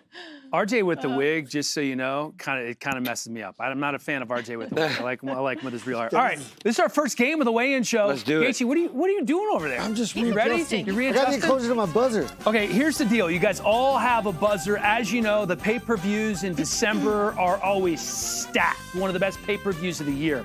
So we're going to take a look back. I'm going to give you some hints, and you're going to guess which pay-per-view event it was. Oh, my goodness. Based on the hints. Okay? So you just got to name the main event. I'm going to give you the hints, and you have to name the main event of that pay-per-view. Okay? Are you ready? You look a little confused, DC. I am very confused. You just have to guess the main event of the December-based pay-per-view over the last 15 years. Okay, let's do it. So I'm going to give you hints, and you're going to guess. All right. Okay? All right, let's start with question one. Here's the first hint.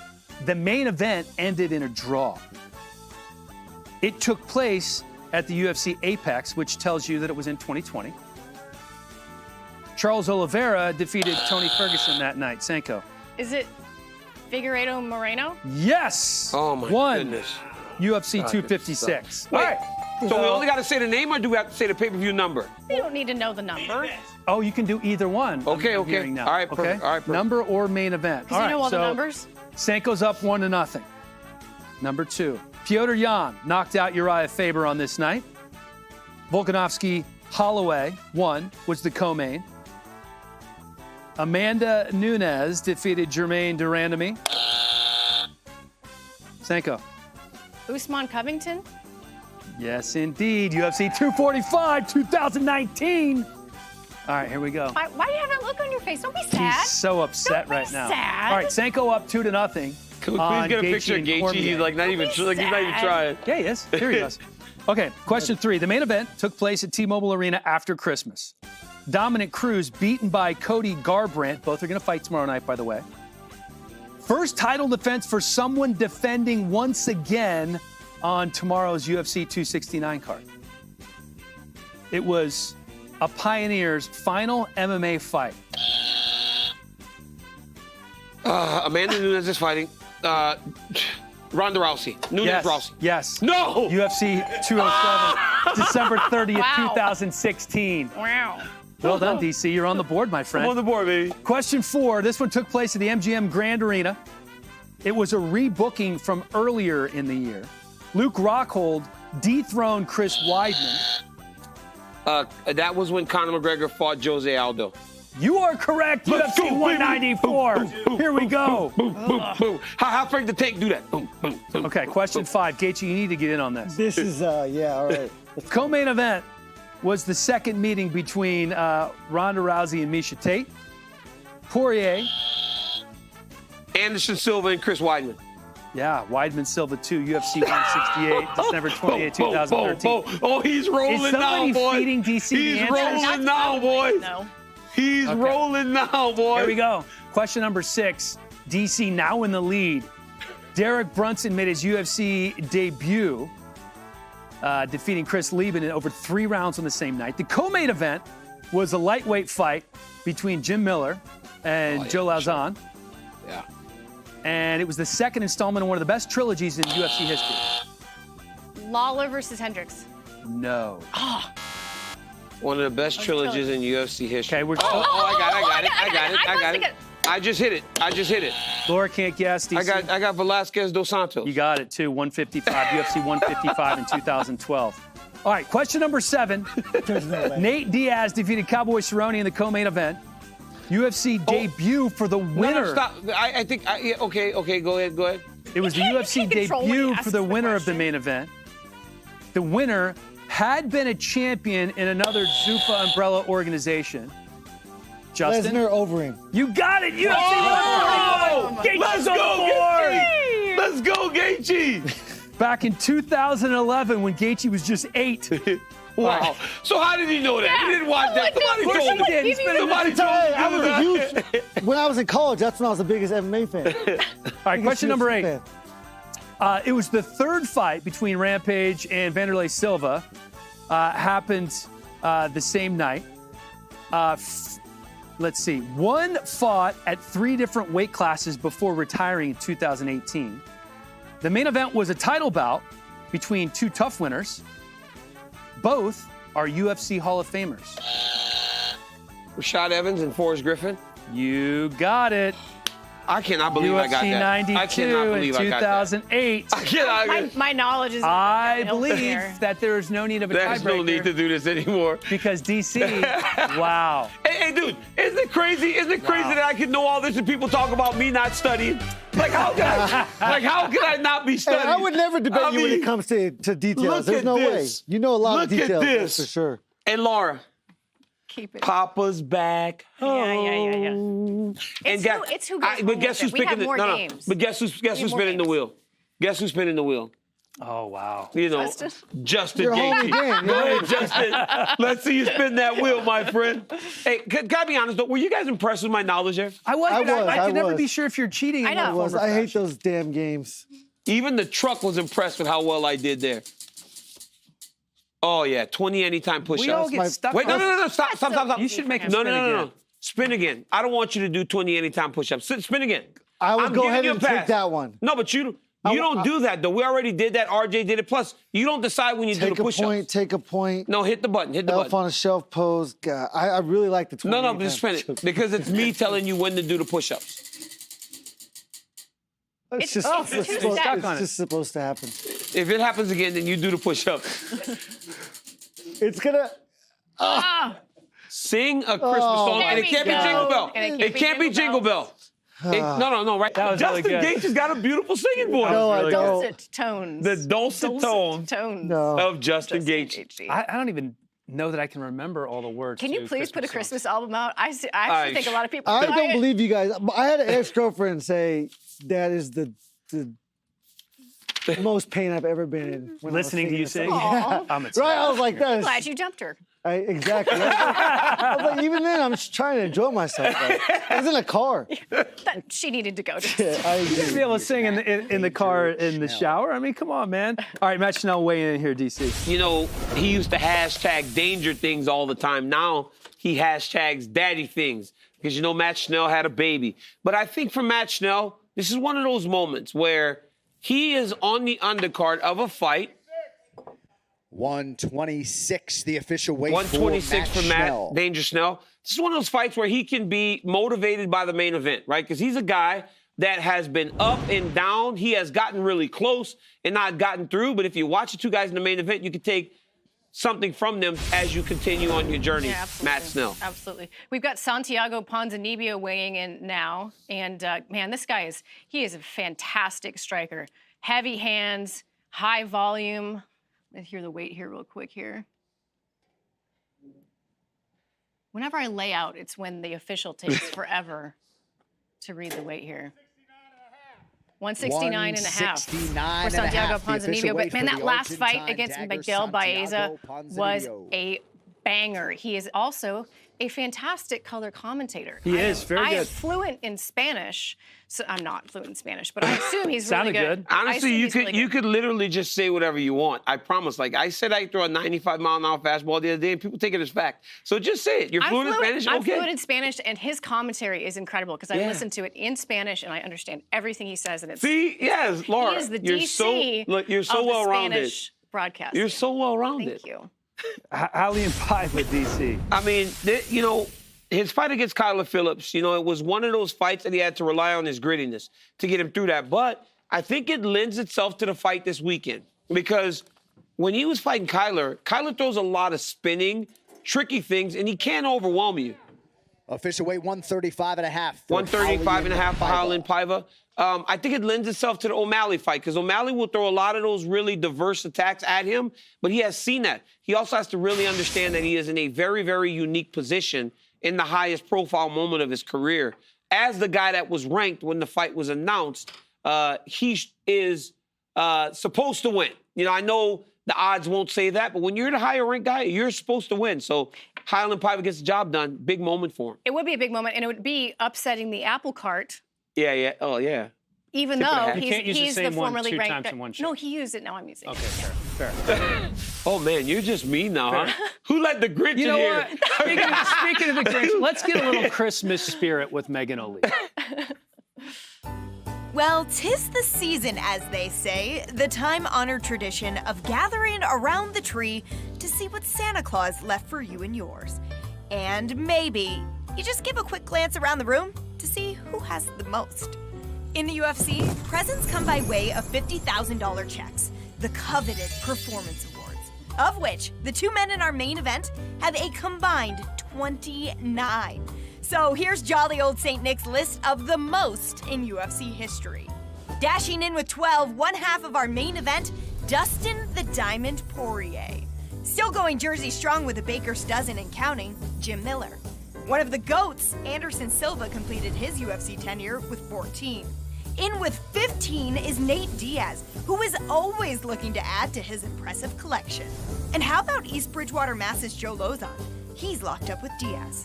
UFC lightweight champion Charles Oliveira has a remarkable 17.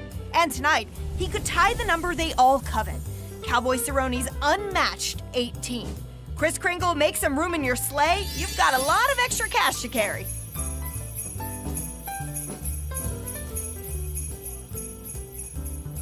How many performance awards did you say you had? 11? 10. In 7 fights. But I had 9 in my first 7 fights. That's crazy. Incredible. Yeah, it's unbeatable. That's $500,000 extra money. That's nice to get that extra. If that's not none of those $100,000 night ones. No, none of those. You never hit on one of those double nights? No. Well, could you imagine hitting on one of the double nights? That makes for a good ride home. I can't imagine it. You probably will get it at some point. One would imagine. Well, I have cashed in on 2 bonuses in one night, 2 times. But never when someone in the meeting goes, Dana, why not make it $100,000 a night? But I've got It's like, okay. 100,000 extra twice. God. Well, only because I earned 2 bonuses, not. Ooh. Yeah. Could we see perhaps 2 bonuses coming from Oliveira or Poirier in this main event coming up tomorrow?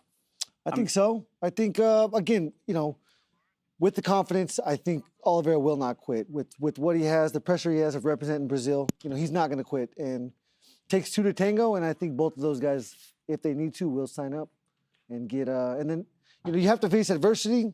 Has to be a banger of a fight, and then you got to get it finished at the end to cash in on 2. I think it's definitely a possibility. That's going to be, it's going to be a crazy fight. And the accolades that those guys have, the stats coming into this fight. Charles Oliveira, I think he can tie, is it Cerrone? If he gets another bonus, if he gets another bonus, he already has every other record. It's just crazy. It's crazy. The numbers that this young man has put on paper, truly tremendous. Now, my question to you guys is do you really anticipate a back and forth battle? I really don't see it. I see somebody going out there and getting a finish. I don't know if it's going to be blah, blah, blah, blah. They're both so skilled. One guy will either, but because they're both so skilled, Dustin may roll, Charles may roll. I don't know. Now, do I hope for a war? Yes, I do. But I don't know. I don't know. I disagree. You think it's back and forth? I do. Oh my goodness, I would love that. By round 4, I think we're gonna have. If it's not finished, again, I think Oliveira can finish it early. Poirier. Do you not think Dustin can finish it early though? No. Dustin has some pop in his hands, man. Yeah, but you have to give up position for those shots. He's not extremely dangerous. He is technical as technical can come, and he puts the shots on the money. So yeah. But Is he powerful? Does he hit hard? His timing is great. Okay. Power, means timing and distance management. Those all are factors when it comes to turning people's lights off. So I've always wondered. He's wonderful at that. I've always wondered about Dustin. I always talk about him being right-handed, and he always fights southpaw, so his right hand's in front. Is the jab and the right hook as a guy that's been in there with him, what's his best shot that you might see him, if he got Oliveira early, he would get him with? I wouldn't call it a hook. I would call it straight, and I'd say it's from his left. Oh, the left straight. Yeah. Okay. That's actually, that's the backhand. He's a right-handed guy. That jab would, crazy. Let's. He throws a nice left hand. I could do this all day, listening to him talk about this fight. But I want, especially being in there with. Of course. Who better to talk about this fight than this guy right here, who's next up and has faced one of them in the octagon. Let's talk a little rapid fire though. Okay. And we're going to start with the fight that we were just talking about. The biggest X factor, is it Oliveira's boxing or Poirier's takedown defense? Are you going to be first? Let's Always? go to you first. Okay, all right. I think the biggest X factor is going to be Oliveira's, not specifically his boxing, but Oliveira's striking, his ability to keep it on the outside. And he doesn't need to get a takedown. He can submit you standing up. I think it's Oliveira's boxing or Poirier's takedown, D? I would say his takedown defense is because I don't think Oliveira's takedowns are super impressive. I think it's body lock takedowns, and you have to control the clinch. And yeah, I think his defense will serve great purpose for him. I agree. Dustin's takedown defense. He's gonna have to stay standing because Charles. That body lock works because Charles is so tall. If he gets you locked up and he can take you down, his size, I believe, could be an issue for Dustin Poirier.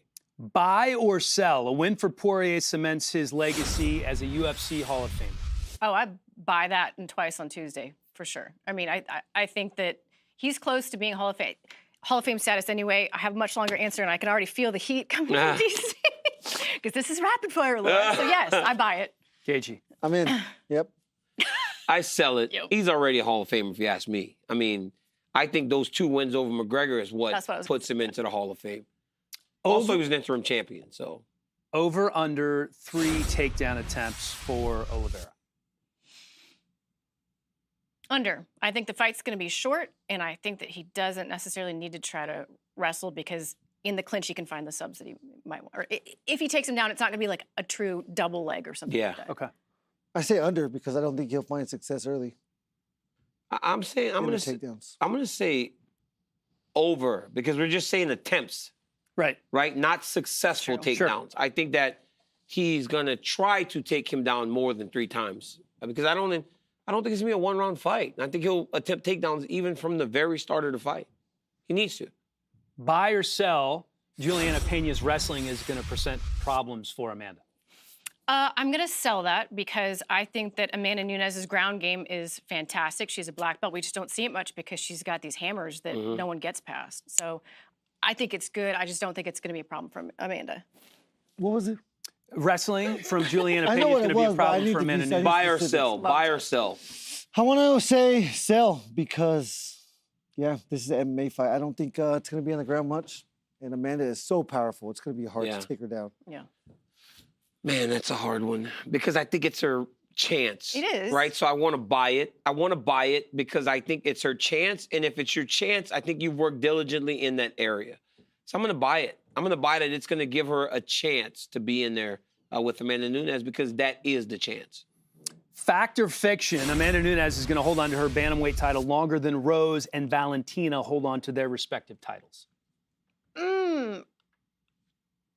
I might say fiction only because I think she could retire in the next couple years. So that's a caveat. It's a caveat. But I don't see her losing. Can I answer it like that? Sure.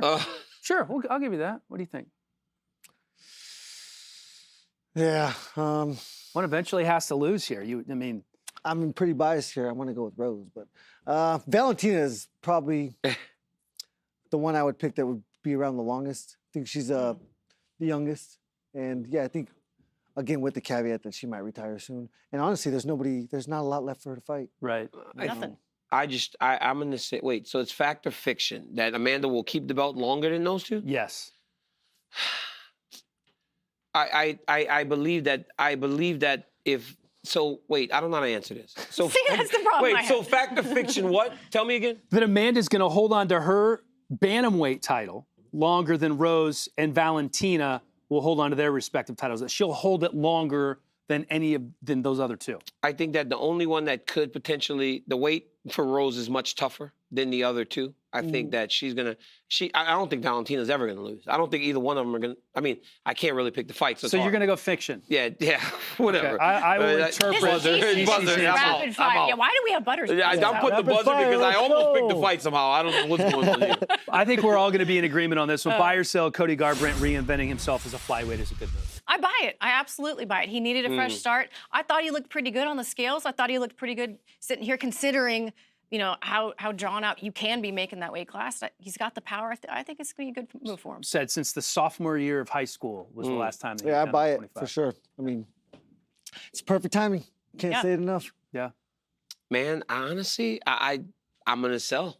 I'm gonna sell. Anytime you have champions changing weights like that, it's because things are going wrong. You can't anticipate that just because you change weights, it's gonna be much better. Says the former double champ. Yeah, but I went up. I He was even more. I didn't go down. Yeah, that's a big difference. That's true. That's true. All right, only one fight. One of these guys are going to fight for a title in the future. Who's it going to be? Okay, is it going to be Dominic Cruz, Josh Emmett, Sean O'Malley, or Cody Garbrandt?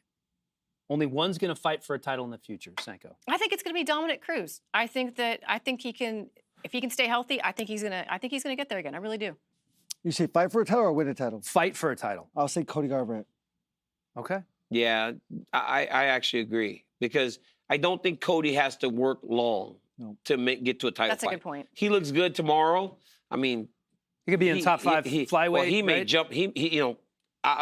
Askarov and the Brazilian kid. You put Askarov, Garbrandt, and the Brazilian kid. I can't remember his name. Pantoja. Right? Pantoja, Askarov, and Garbrandt, and you're looking at them to fight the champ, which name pops off the page at you, right? Yeah, you that's never a good know. point. That's a good point. So Garbrandt, if he wins. Okay, true or false, O'Malley breaks into the bantamweight top 15 with a win over Juliana Pena. True. I mean, he better. Juliana Pena was in the rankings when he took the fight, and then just got booped. I don't know. How did he get He was out? 15. He's not 15 anymore, right? So he was 15 when he took the fight. It happens. You get booped. I don't know. What do you think? Is he going to be in the top 15 if he wins this fight? Yeah, I think so. Okay. Yeah.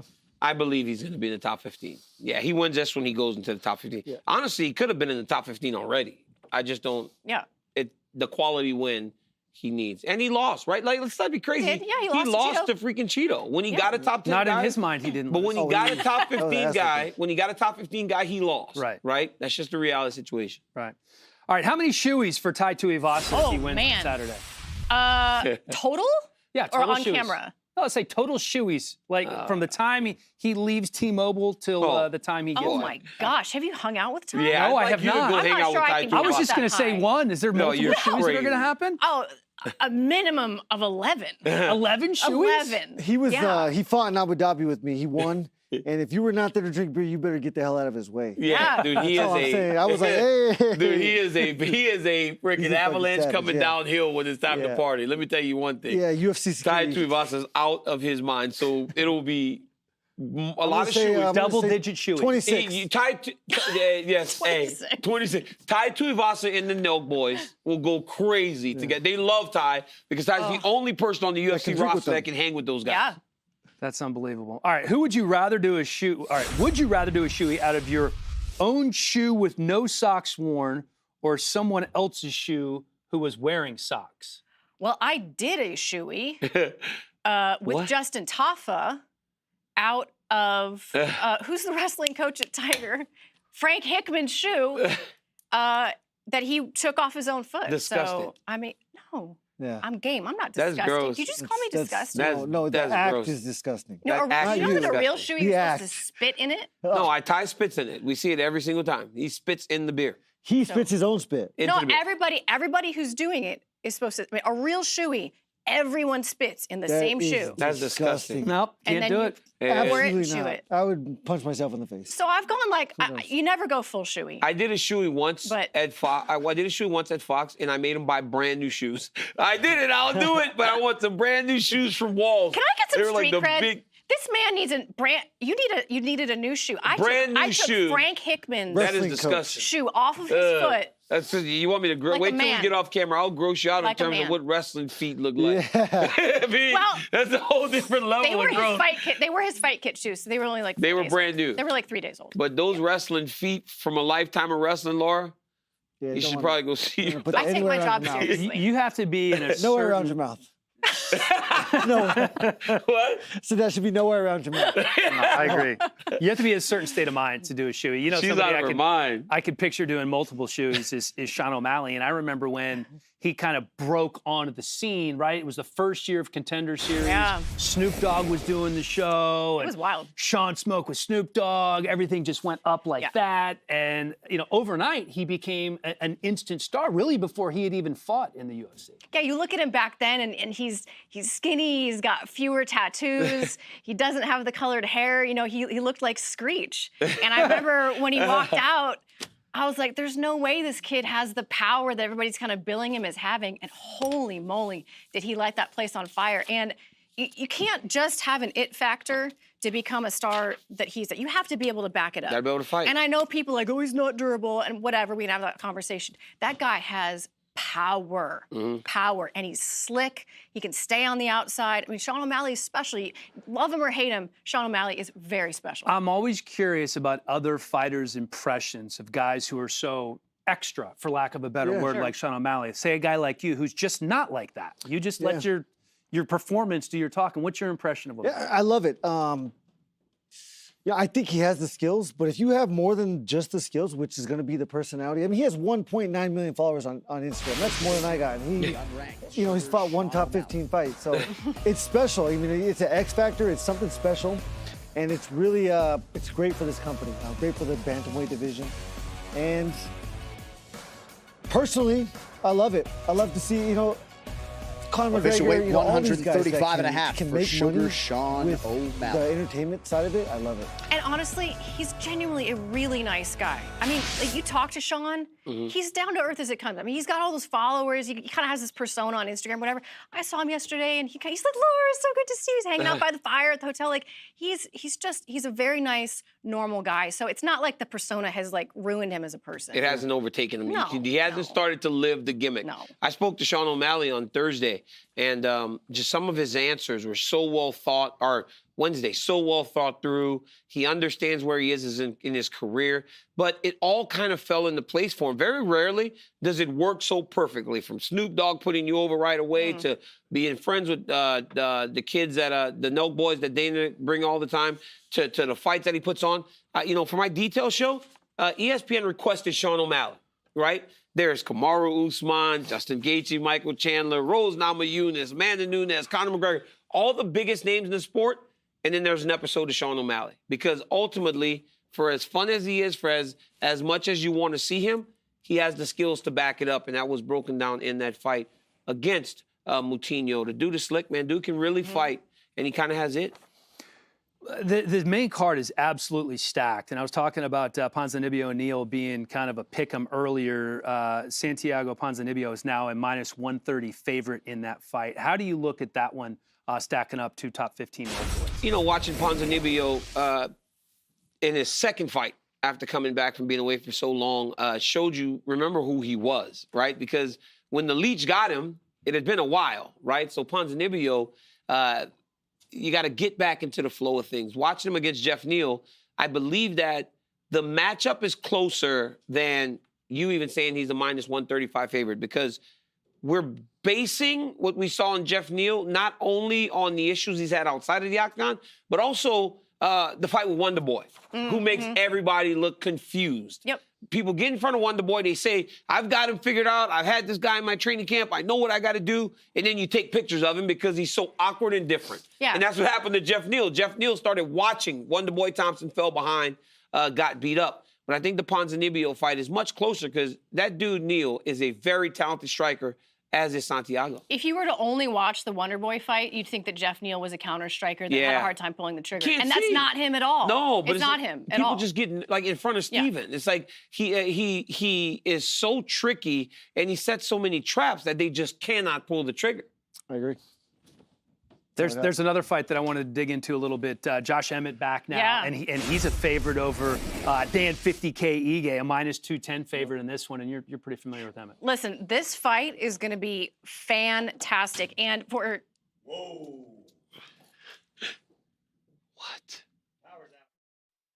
I always remember what my coach told me, you're gonna be something big, believe.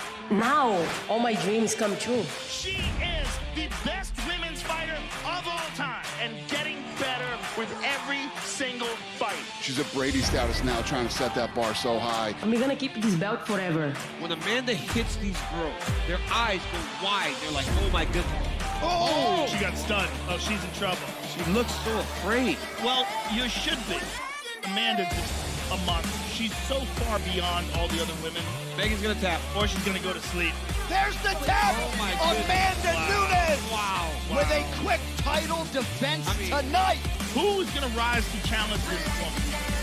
Take your best shot, ready, aim, fire. Most of these girls are already defeated before they get inside the octagon with Amanda. They're already mentally done. And I am not afraid of Amanda Nunes, and I've made that clear.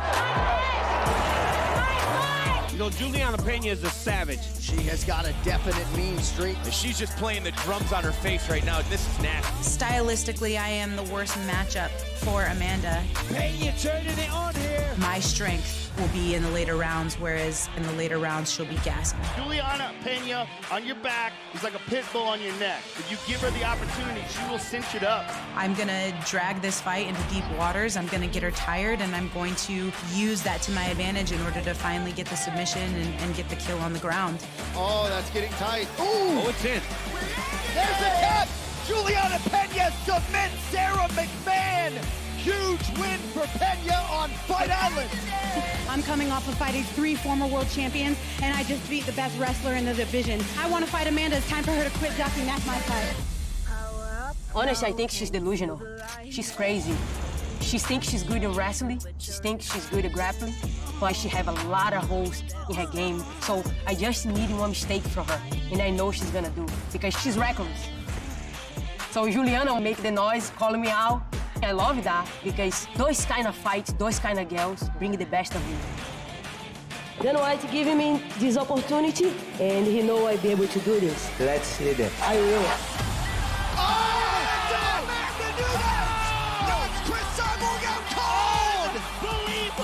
The truth is, I'm the one fight that she doesn't want because she knows that it's going to be a long night. Amanda Nunes will know that she got into a fist fight with one of the toughest women that she's ever fought. The Pena pressure just won't stop. And that'll do it. I know she's gonna come to wrestle me, and I'm ready to knock her out, finish her as well. Still queen of the jungle! Nobody's gonna stop me. Fell off. Coming out, guys. We are back. She is the queen of the jungle on a 12-fight win streak, 9 UFC title fight wins, 7 knockouts, 2 belts. She's the GOAT. I mean, you can't even really debate the fact that she's the GOAT. She's the GOAT. Amanda Nunes has not lost a fight since 2014 to Kat Zingano. It has been seemingly forever. And when you are a fighter and you're watching another fighter, the appreciation of that GOAT status, I think that's kind of an overused phrase in other realms, whether it's basketball or football. There is no debating the fact she's the greatest female fighter of all time. 100%. 2 weight classes, constant dominant performances over the years. I mean, you can't name one girl right now that can come in and give her. I want to see Juliana Pena, put the pressure on her, use her wrestling, find some success there. But if not, I don't have a girl off my head that can go in there and do that. What's the most impressive thing about Amanda Nunes to you? I think it's her. She throws calf kicks. You do not see a lot of female athletes throwing calf kicks. She goes in there, she starts chopping calves down, and I think her ability to judge distance again in the female division is so critical.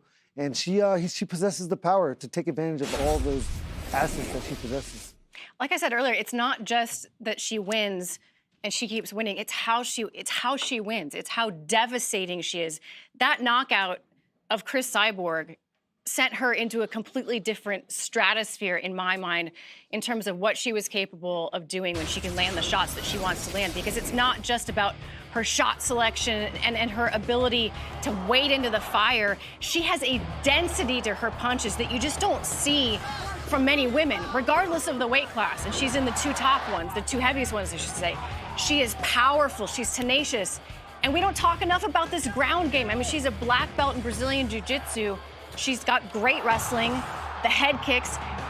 It's really, really difficult when you start to try to talk about, storylines for people who are going to fight Amanda, right? It's our job as analysts to present possibilities of how people can win fights. And when you get Amanda and Valentina, it gets really hard to create a unbiased picture of here's so-and-so's path to victory. Here's how Amanda might deal with it. She's not perfect, but she's damn close. She's become a bigger favorite as the week has gone on right now. She's a minus 900 favorite. If there was a weakness, right? If there was a weakness, the one thing some people have pointed to is cardio for Amanda Nunes. Yet she brings in a South African CrossFit athlete to work on her cardio. So perhaps that won't even be a weakness anymore. Jeff Neal, DC. Jeff Neal finally coming to the scale. This is a guy that had all the momentum going into the Wonder Boy fight. We just spoke about him a little bit recently.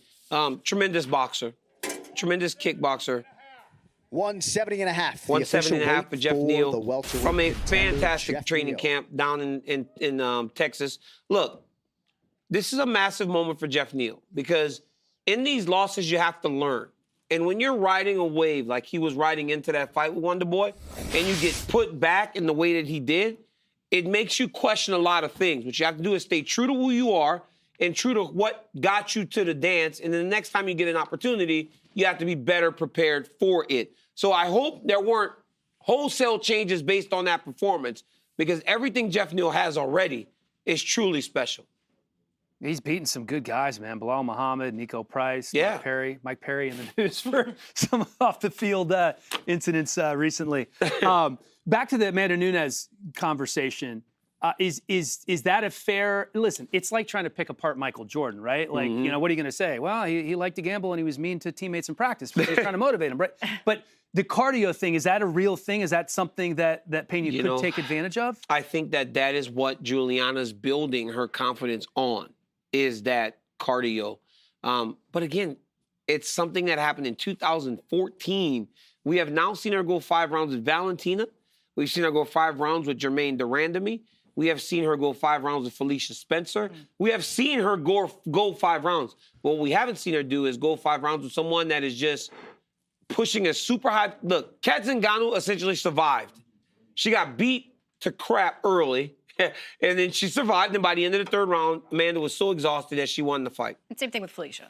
Felicia did too, right? She just survived, but she didn't get a comeback, right? Kat got the comeback because she was still in the fight. But the reality is, when you're holding on to something from 6 years ago, I think it's unfair to Amanda. But in a world where there's Serena Williams, where there's Simone Biles, Candace Parker, and so many other great female athletes, Amanda stands at the top of every single one of them.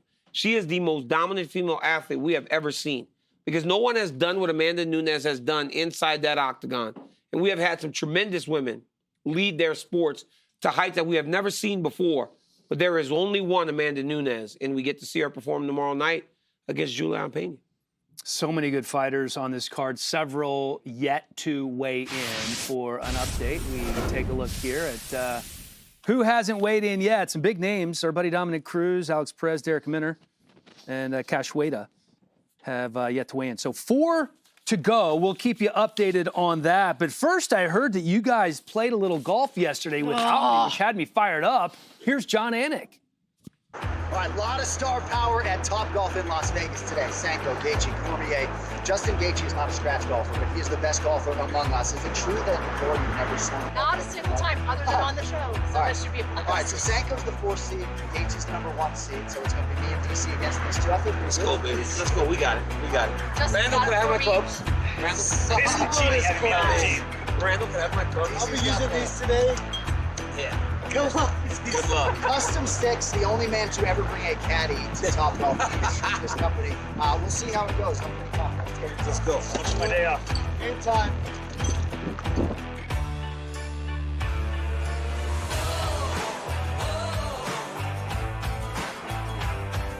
So we're going to start with DC first. 3 shots, 3 shots, 3 shots, 3 shots. 3 different targets. Before you started.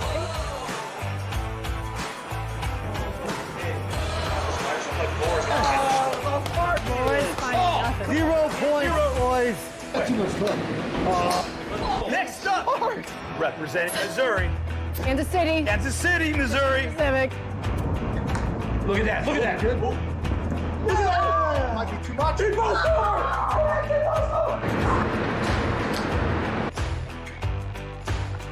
Next up, the T representing Massachusetts. UFC commentator, Jordan. Oh, yeah. Oh, that's a no. We're just trying to beat Justin Gaethje. Came in talking a world of his collared shirt today. Next up to the T representing Arizona, Fight of the Year candidate, Justin Gaethje. That's too much. Oh, that's a good shot. That might be too much.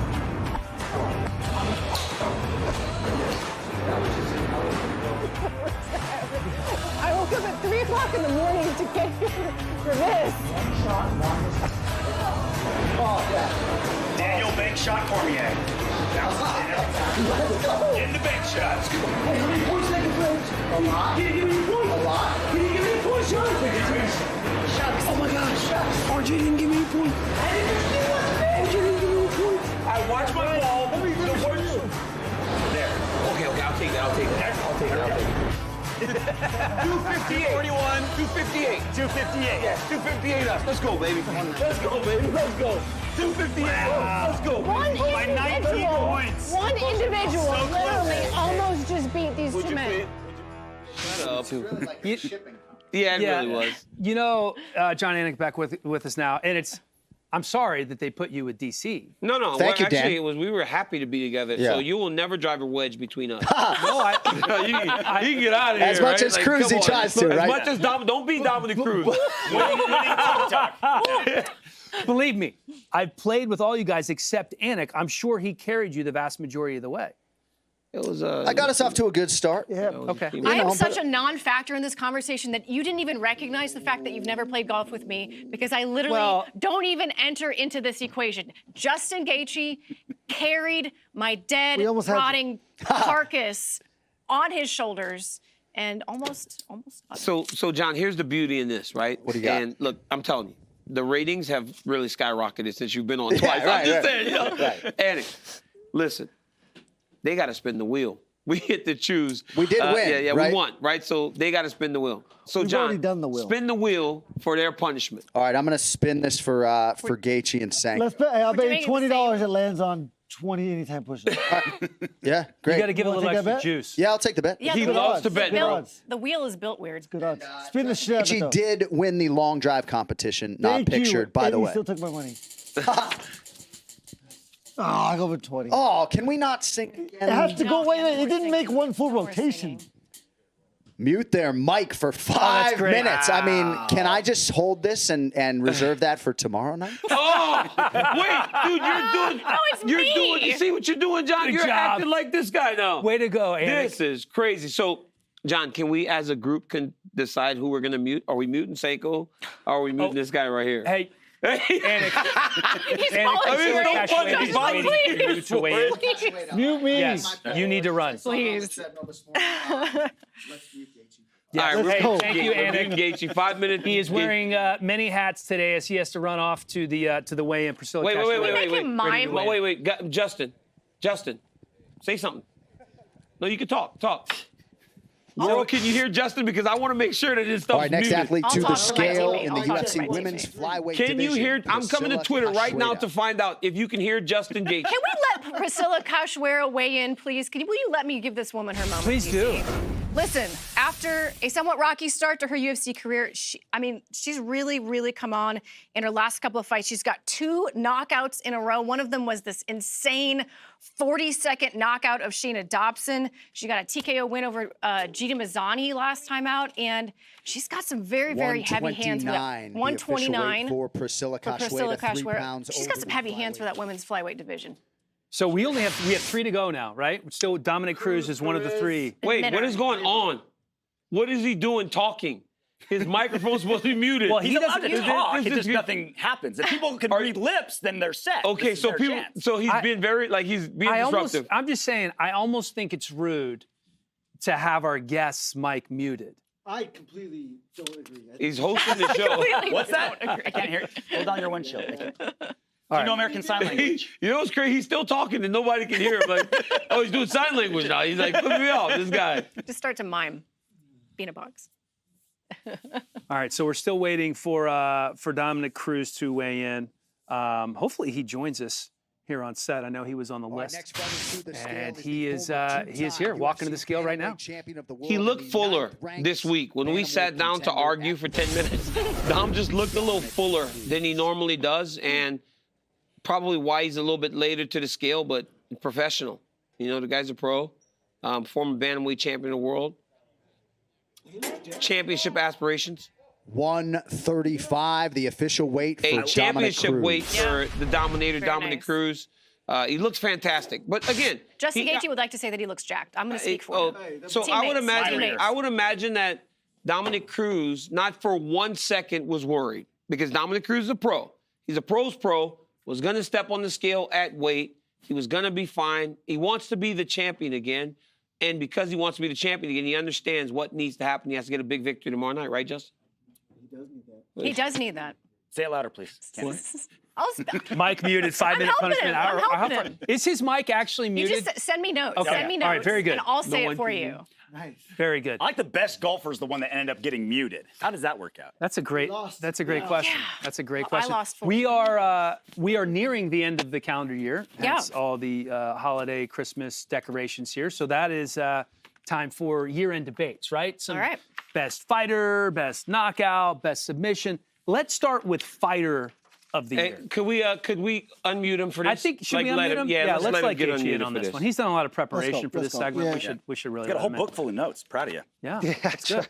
I tried. That's a leather-bound book. That's very impressive.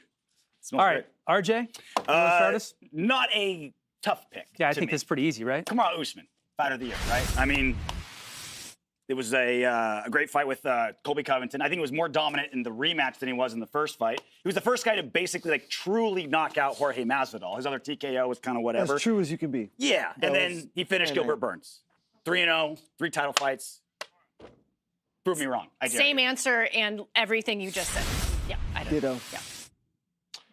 I'm going to take Cyril Gane. I'm taking Cyril Gane as my fighter of the year. Cyril Gane has won 3 fights this year. He beat Volkov, he beat Rosenstrike, and then he beat Derek Lewis to become the interim champion and put himself in a title fight with Francis Ngannou. So I'm taking the heavyweight. A heavyweight that's fought 3 times this year to now stand as the interim champion on this good fight. Can we use our buzzers on this? I like that you're trying to be different, but I side with the rest of the audience here. I'm going with the majority. Kamaru Usman, #1 pound I realize this fighter is in the world. opinion-based, but... I mean, listen, when you look at him, it was a knockout against Gilbert Burns. You mentioned the knockout against Masvidal, and then he looked more dominant against Covington. 3 monsters. He's that getting he took care better. of business. Yeah, that's the scary thing. He's getting better every fight. What do you see when you watch? He had a great coach where he came from in Florida, but he has been in our room with Trevor Whitman, who is a master at teaching fundamentals of striking, and you see his striking improve every fight. To shut off Masvidal's lights like that was absolutely beautiful. Okay, I think we all agree. Is there a highlight clip? Is there a highlight clip of Cyril Gane for me to go through? I'm just wondering. Yeah, No, because we all It's do wrong. the correct answer. Yeah, That was a so I bad- think bad answer. It was Wrong bad. answers don't Bad get B-roll. Yeah. All right, Great year, though. let's go fight of the year. I think there's 2, maybe 3 in the mix here. Very curious to see where you guys go. Again, I'm kind of going chalk here, not just because you're sitting here. Justin Gaethje, Michael Chandler. I mean, it's been awesome watching Trevor Whitman make you more technical. Yeah. But this was the bloodthirsty serial killer, Justin Gaethje, that I learned to love. Like, I watched it with you, working Yes, with you, I know, Laura. we were going crazy. I feel spiritually connected to Laura because I watched that fight with you. Good. That's how good it was. Perfect. I did my job. I want you guys to get that special feeling. RJ, you took, I mean, same. I think that fight was absolutely incredible, and not just because it fed our need for violence, but there was back and forth. You had some rough moments. He had a lot of rough, just fantastic fight. Gaethje versus Chandler for me. Yeah, it was. I mean, it was crazy, and the setting was beautiful. Madison Square was perfect. Everything worked out. I'm going Yan versus Sandhagen. I train with So humble. Sandhagen. Yeah, I can't pick myself. Come on, Justin. No, it was a great fight. I mean, early on, I really thought Sandhagen was doing the right things, and Yan is a warrior. So to see him come back, face that adversity, he deserves that bantamweight title. I'm going to go a little different, and I knew Justin was going to be sitting here with us. I thought that was an unbelievable fight, but Volkanovski-Ortega round 3 was absolutely remarkable. That was my second. I mean, this was an absolute 5-round war. Ortega's face got so mangled, it looked like a hamburger meat. The doc had to come out prior to the 4th and 5th rounds. Yeah. And then the fact, by the way, that he survived that mounted guillotine choke. Because he The shaved his third head. round was round of the year, but this fight wasn't very competitive. This was Alexander Volkanovski. He beat up Brian Ortega. If we're being completely honest with each other, it wasn't. Come on, you think that fight was That competitive? guillotine was deep. For 10 seconds. Yeah, but was that a competitive fight? That's why I didn't No, pick it. that Don't was a argue with me. competitive I didn't round. pick it. Argue It with was a him. great third round. Ortega hit him with some combos in the 5th round, too. That was a competitive fight. And by the way, Volkanovski even said, I was making noise. I didn't think I was going to get out of that. That was the choke was deep. round of the No year doubt about because it. of all the submissions and all that. But Be not a honest. fight. Did you want your fight after those 3 rounds? Did you say, I wish I had 2 more? Yes, actually, sicko. I love for it. his sake, no. He was in bad shape, and Yeah. we haven't seen anybody die, but he was on his way, man. And I did not want to see it. Did anybody else just get really uncomfortable? It was bad. That was bad. I'm sorry. I'm glad we're on the same team. Can we move on? let's go to knockout of the year. This, I mean, to me, this one is a no-brainer because I was sitting there, but I'll start with RJ and I'll wait my turn. Knockout of the year, Ignacio Bahamondes versus Roosevelt Roberts. Wheel kick knockout, obviously fantastic. He was setting it up all fight by going to the body and then ended it with the wheel kick. He was clearly ahead in this fight with just like 5 seconds left. He's like, no, I still want to get the finish. Roosevelt Roberts, never been knocked out. Oh, beautiful. He is so Wheel fun. kicks are He's always so hard fun to beat. watch. Ignacio Bahamondes has some fantastic striking. I mean, he is a blast to watch. VFS guy. I almost said VHS. VFS You're not guy. that old school. I'm that old.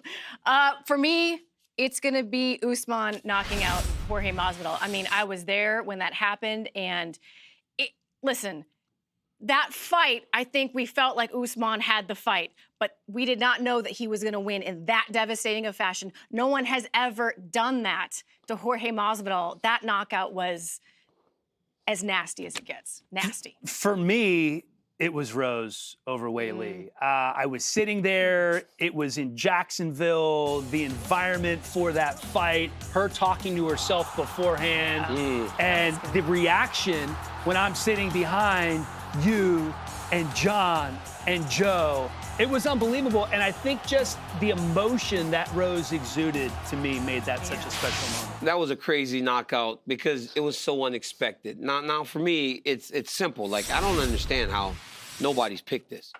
Corey Sandhagen knocking out Frankie Edgar. Yeah. Guys, what are we talking about here? You know that Frankie's gonna go forward, boop, jumping knee, right to his face. It was bad. This was the quietest I've ever heard it in the Apex after a knockout. People were genuinely concerned after that landed. You know what Frankie does. Frankie's always going to pressure you.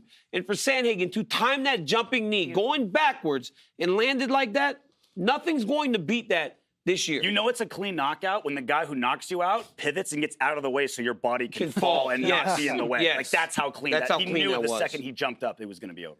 I'm going Poirier McGregor because I can't tend to be petty, and he said he didn't go to sleep, so let's watch it closer.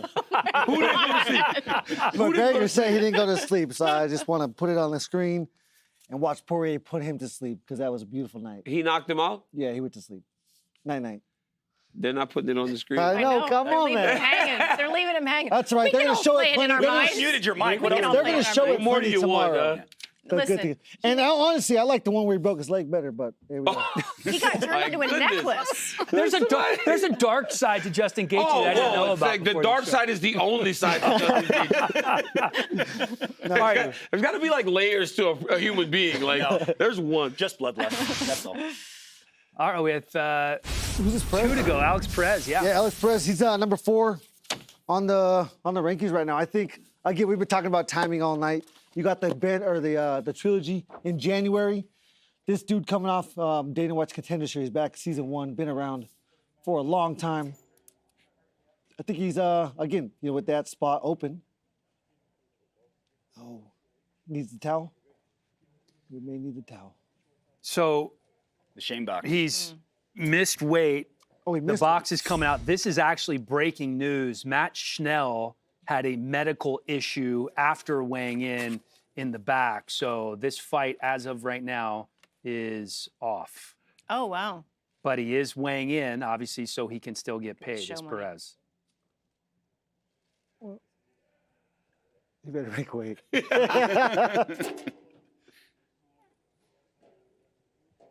Anticipation. That's crazy. Like, this is I wonder if he everything, right? heard it. Like, I wonder if he heard it earlier and then stopped cutting. 126. And then they were like, hey, if you want to make official it, weight for Alex Perez. 126 and what? 126 what? He's close. 126 and a quarter. 126 and a quarter. Oh, that's so close.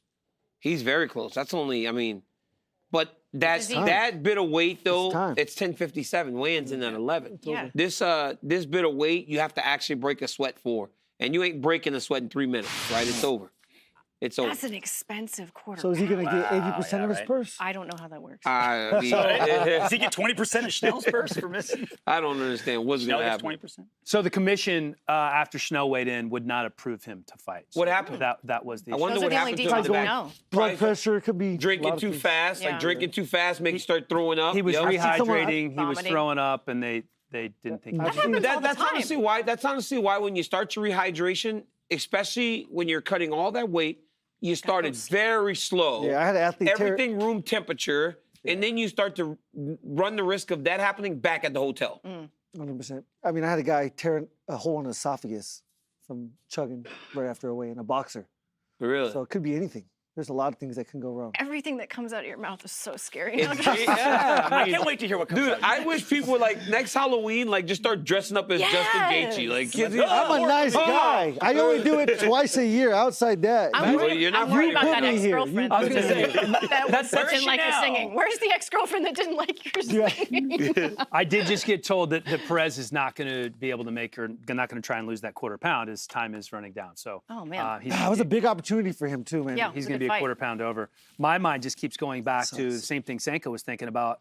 all the girlfriends that Gaethje's had. The poor things that have to deal with all the stuff that comes out of his mouth. Listen, I flew over I here live with him. alone, my friend. No one's like ever a heard from sweet the guy. man. All right, how about submission of the year, guys? RJ, you want to kick us off with submission of the year? Yeah, I'm going Andre Muniz versus Jacare Souza. I mean, we've seen world champions in jiu-jitsu be submitted before, but it's always because they get hurt or they're super gassed out. This was in the first round. He broke Jacare's arm in the first round. It No snapped cardio really loud, issues. too. It No snapped hurt. really loud. Two men in the history of Jacare's competitive career have tapped him out in jiu-jitsu and in MMA. Does that count? Hodger Gracie and Andre Muniz. That's it. Only two guys. Are you asking did that count because he didn't tap? Someone mute his mic again. That's my choice. That is my choice also. I mean, the sound of that arm breaking, the way that he set up the armbar, how he tucked it here, it was not your traditional armbar, which is why the top of his arm broke and not at the elbow. I mean, the way he set it up, it tucked it and just, I mean, that, like the picture, the fattest, juiciest carrot and just. Oh my gosh. You're talking like Justin Gaethje. Jeez Louise, you guys are two peas in a pod. I like underdogs, right? And when Fluffy Hernandez subbed Rodolfo Vieira, that was unbelievable. He was a big underdog coming into the fight. Obviously, nobody expected him to sub, so much so that when he won after Vieira just gassed out in the first round, which was a really weird fight. Like, he gassed out really quickly.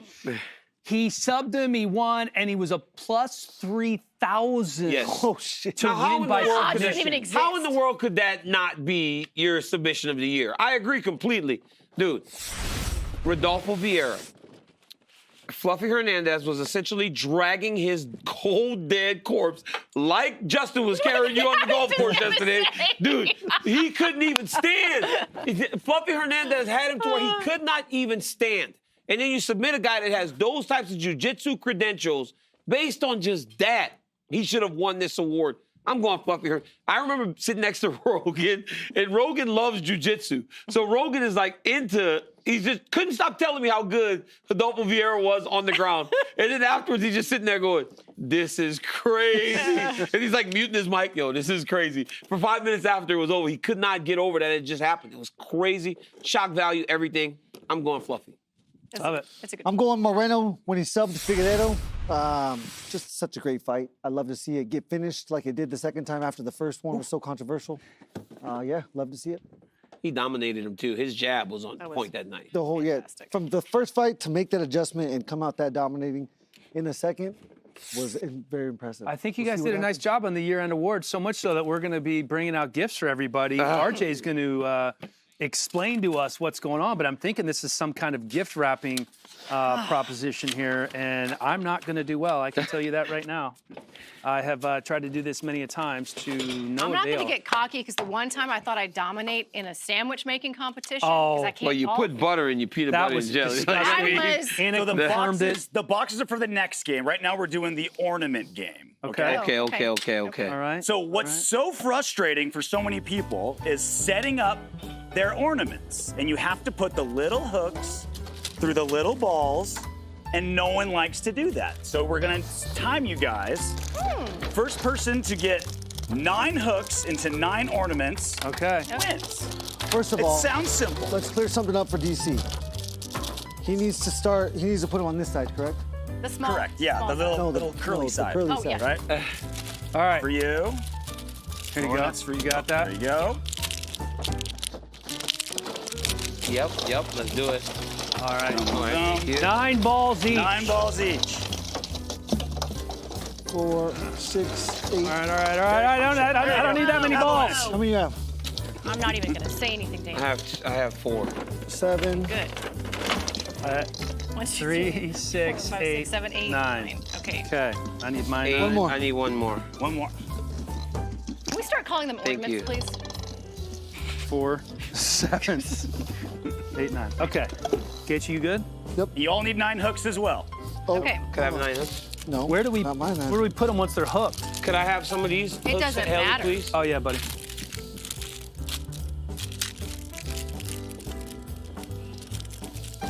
Okay, well. Let me get my hooks open.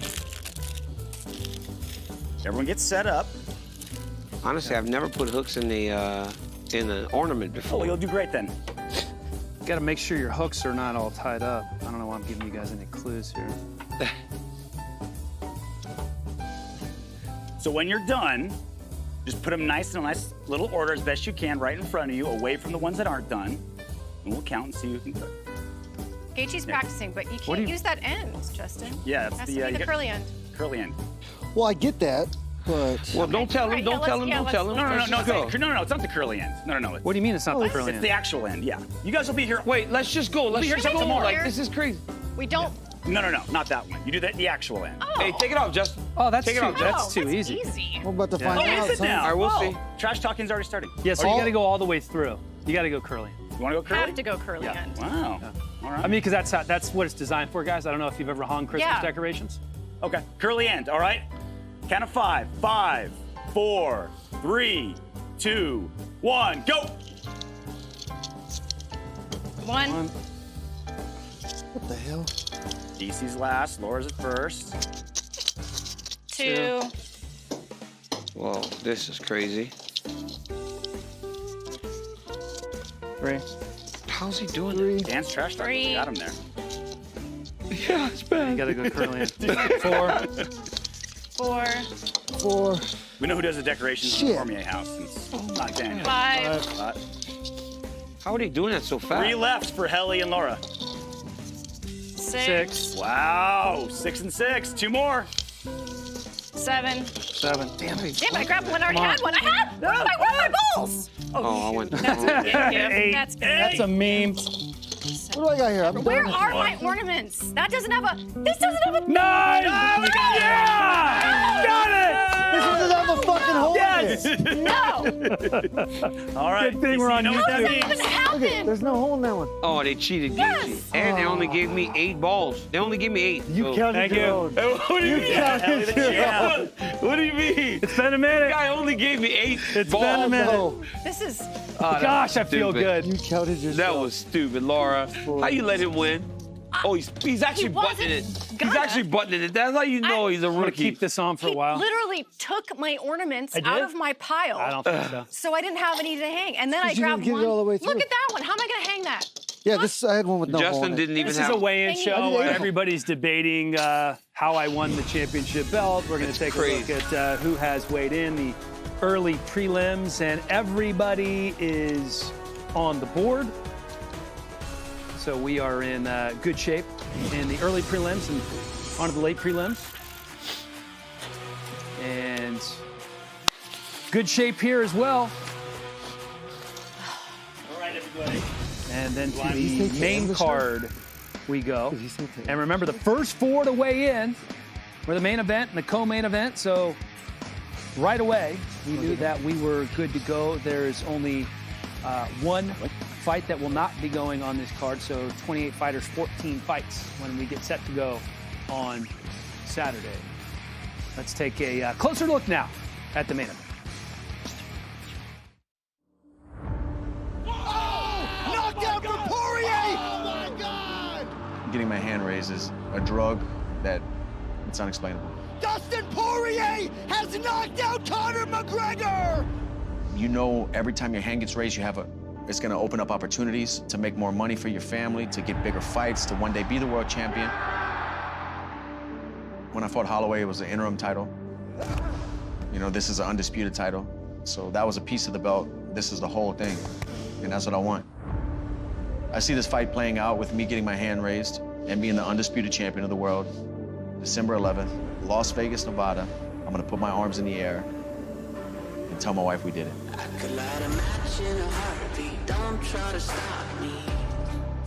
Minha mãe sempre falou, sonha, se for pra sonhar, sonha alto. Eu sempre sonhei em ser campeão do UFC, se tornar campeão do UFC. Então eu precisava acreditar em mim, então eu sempre acreditei em mim. Que eu poderia chegar, que eu iria chegar, que eu ia se tornar campeão, que eu ia fazer história, que eu ia ser famoso. Sou um cara sonhador, mas se você acredita, se você realmente quer, vai acontecer. Charles Oliveira deserves to be called the champion. It is fantastic to watch a young man overcome all that he has over the course of his life. From the favelas of Brazil, to winning and losing, to winning and losing. Oh! Big right from Oliveira! Charles to Bronx Oliveira. 11 years into his UFC career, it has all come together for Charles Oliveira, found his right weight class. There is the tap. He continues to pile onto his record, the most submission wins in UFC history. Took Charles Oliveira 28 UFC fights just to get a title fight. Nobody took long to get from their debut to a title. Se você realmente acredita, se você realmente tem fé, você vai mover montanhas, você vai conquistar aquilo que é seu. Cara, eu também sonhei 11 anos. Eu sonhei 11 anos para se tornar campeão, se tornei campeão. Oh! Knockdown for Oliveira now! Oh, Chandler's in real trouble. Oh, my goodness. Oh! Now Chandler is down! Charles Oliveira is the undisputed UFC lightweight champion! Whoa! Whoa! Everybody's path is different, but there are a lot of similarities between me and him. He's had to work his whole career to get here. I've had to work my whole career to get here. What we've seen is the culmination of all of his hard work. Unbelievable resolve, unbelievable toughness. Dustin's dropping bombs. Never took easy fights. Fought the toughest guys every time out. Left it all out there every time. Oh! Poirier continues to land! Dustin Poirier by knockout! He's a dangerous guy, but, you know, only the strong survive. At the end of the night, I'm the undisputed champion of the world. Que merece todo o respeito do mundo, dentro do octógono. Mas na hora que fechar lá dentro, irmão, com certeza que meu braço no final de tudo vai ser levantado. Eu vou manter esse trono durante um bom tempo.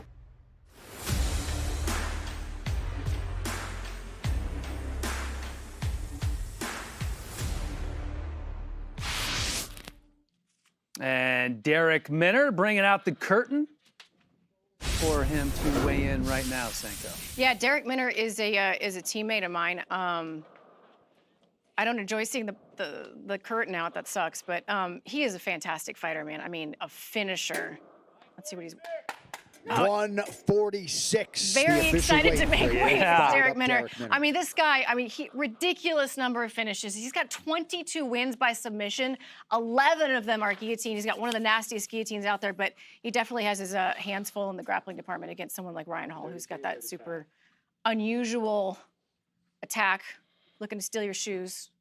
Look how relieved he is to make weight. Dude, You can those are the see it in best. his face. Those are the best. 20%, man. Yeah, that's a lot of money. Those are the best. That's a lot Whenever of money. you don't expect to make, like, well, not don't expect. When it's harder When than it's you close, think, right. when you make it, there's nothing better than that. What do we got? What do we have going on here? All right, so we're standing here, right? So you got traditional boot boys on the card. Dustin Poirier, I'm also one. Louisiana, we got great food. So we got this local restaurant in town, Lola's, a Louisiana kitchen, to give us some food. What you guys are going to do, taste some of the great fare from the great state that I was born in. So you're going to put these blindfolds on. Let's go. I am going to bring food. You guys are going to blind taste test it. Justin Gaethje just broke his. Could somebody put Gaethje's blindfold on for him? He's like a toddler. I will just promise to close my eyes. No, I don't wanna nobody. mess with I'm my not eye trusting you. No, put your eye makeup on. We have one extra, RJ. He can't tape his eyes, RJ. You can't tape his eyes. No way. We can tape that. Here, we'll just tape Let's tape that on Justin's face. I promise. And then, so what I'm going to do is I'm going to give them food. We're going to place it in front of them, and then they're going to blind taste it. Your ass. And the person, RJ, you might want to take that threat seriously. Yeah. They're going to taste the food, and they're going to answer. DC's, whoever says it first gets a point. The first dish, could somebody bring it out? RJ, you want to bring out the first dish for them to taste? I just need to know where my space is. Lola's Kitchen. Hey. Lola's Kitchen is in Summerlin. Space. Was on Dinners, Dine-In, and Drives. Diners, drive-in. Diners, Drive-In, and Drives. You guys, go ahead. Dinners, dives, and drives. Driving. And dives. Take a pay. Guys, reach up. Take a taste. Oh, it's my favorite. Tell me what it is. That's okra, fried okra. Justin Gaethje got a point. Fried okra for Justin Gaethje. I mean, producers telling me make sure they don't eat it until I say it. Who controls Justin Gaethje? I didn't even know I had food in front of me. Justin Gaethje, you can. Justin gets a point, but Justin, you do not get to eat it until we tell you. Please, man, don't cheat. Hey, DC. Hey, that was one of my favorite fucking DC, when you're running the show, you need to have a little more control than you do. Nobody touch anything. Nobody touch anything. Okay. On 3, you guys will pick it up, taste it. Whoever answers gets it. Ready? 1, 2, and 3, go. Bang it, puppy. bang it, bang it. No. Stop. Justin Gaethje. Dang it. That Not bang it. is Not at a all. craw puppy. Dang it. Hush puppies. You got that, Gaethje? Yes, it's hush puppies with crawfish inside of them. Even more delicious. You like it, Justin? Oh, I love it. That was good. You guys, all the food, hey, all the food is good. So no need to, don't overstuff yourself, Laura. There's plenty more to come. Can I get I the should third? preface this with, if I go broke, Don't it'll be touch. drugs. It'll be Don't drugs. touch. Don't touch. It'll be on 3. That was a craw puppy? Ready. Oh, jeez. Oh. Hold on, hold on. Can I figure out what it is? 2, and 3, go. Oh, that's a po' boy. A po' Oh, Laura Seiko. Laura Seiko gets Yeah, a but point what before kind? she, yeah. Laura Seiko gets a point before even taste it. It's 2, 1, and 0. Laura Seiko. I haven't even had a bite. But because a po' boy is a Louisiana sandwich with a beautiful bread. That's so good. But I only had the It bread. is Was it a shrimp fantastic. po' boy? Was it? No, This it was a roast beef po' boy. Oh my God! Can you put mine back? Right? Here we go. We're going again. We're going again. Don't touch. Don't touch. Guys, there are spoons for this one, so let me give you your spoon. Okay. There's your spoon. Laura, here's your spoon. Helly, here's your spoon. Take the plate, and just on gave my it to me. 3. You tried No, to wait, give it to me Justin, wait. upside down. Okay. Wait, on my What? 3. Laura, I'm not going to hold your plate for you. Here, take a plate. Oh, okay. 1, 2, and 3. Gumbo. Oh, beans, gumbo, shrimp gumbo. Stop. What beans? Black beans. Black. Nope. Red beans. Red Red beans. beans There and you go, rice. Laura Seiko, red you need beans. the Red beans. beans for Laura. Rice. Those are Mama's red beans and rice. you. Okay. Great job, Seiko. Thank you. Is that pork? I've worked. That is sausage and red beans. Good. That was It good. smells so good in here, by the way. Here comes the next one. Is there any Take it. spoon? Yep, there's Yeah, a spoon. fork. Justin, don't eat it. Justin, don't eat it. Okay, Laura, here, you right, take right, it. There's right. your fork on the left side. Okay. Ready. 1, 2, and 3. That's good. Rice. That is gumbo. That's gumbo. Nope, that is not gumbo. It's not gumbo. What the hell is that? Chicken etouffee. Is it No, andouille? Is there some andouille sauce? there is not etouffee. This is a rice dish. There is the big 3. Nope, there's the big 3 in Louisiana. The Holy You Trinity. have the gumbo, you have the red beans and rice, and you have another one that starts with a J. Jambalaya. There you go, Laura darn Seiko. it. Jambalaya. That's for Laura Seiko. Big win. Laura. How good is that? How good is that? I'm pounding it. All right, like guys, the, here we go. Last Let's one. bring the next Last one, guys. We're a little Here is the spicy, last one. Don't touch it. Don't touch it until I tell you. Your fork is by your left hand. It's next to your left hand. No, it's not. You didn't get Laura, it. you're missing the bowl, Laura. It's in the bowl. Oh. Ready? 1, and 2, and 3. Grits? No. No. No. Oh, that's some kind of beans. ham and bean. Ham and bean soup? No. I don't know what that is. I'll give you guys a hint here. It'll be a rush to answer. You all have said the word already of what you thought it was. Frankenbeans. No, It's andouille sausage. you all said the word that it is. Gumbo. There you go, Justin There it Gaethje. is. That's gumbo. Justin. Justin Gaethje gets the victory. Can I get the score, guys? Take your mask off. Oh my goodness, that's embarrassing. You couldn't get gumbo, Haley? I didn't. It was so. Mine didn't have any real rice in it, so it was hard for me to. I thought it was something different. very- Let's see the Like, scores. see, there's Let's see more the stuff scores in and there. see who goes home with this championship. That was good. Let's see the scores of who won the championship here, guys. I think it might be you, Gaethje. I mean, I won that Look game. at this. That's a whole spoon. You won this game, Justin? Yeah, here, but How I many won, did you win? I won nothing else. I got 3. This is the winner. The champion of the weigh-in show on the first time out. Justin Gaethje, there he is. We know how you feel about it. I don't want to touch that thing. You gonna throw it down? I mean, that's one of the old ones, Justin, so it doesn't really matter. All right, That's I'll all give right. it to you. That's all right. That was impressive. That was good. That was really impressive. Laura, So, Justin, you get to I pick was very someone- Even if surprised. you don't want the belt, you get to pick someone to spin the wheel now. I will spin the wheel for DC. oh, come on. Okay, I like that. Okay. All right, champ. And I want 20 anytime push-ups because you're going to do it on a whole 7. We're out of time anyway. RJ, you still owe 15 push-ups. So as we go off air, knock them out. Okay. Take a point. Yeah, you could take a point from one of the Do it again, games do it again. earlier, but it doesn't Nah, really go. matter. That's not that fun.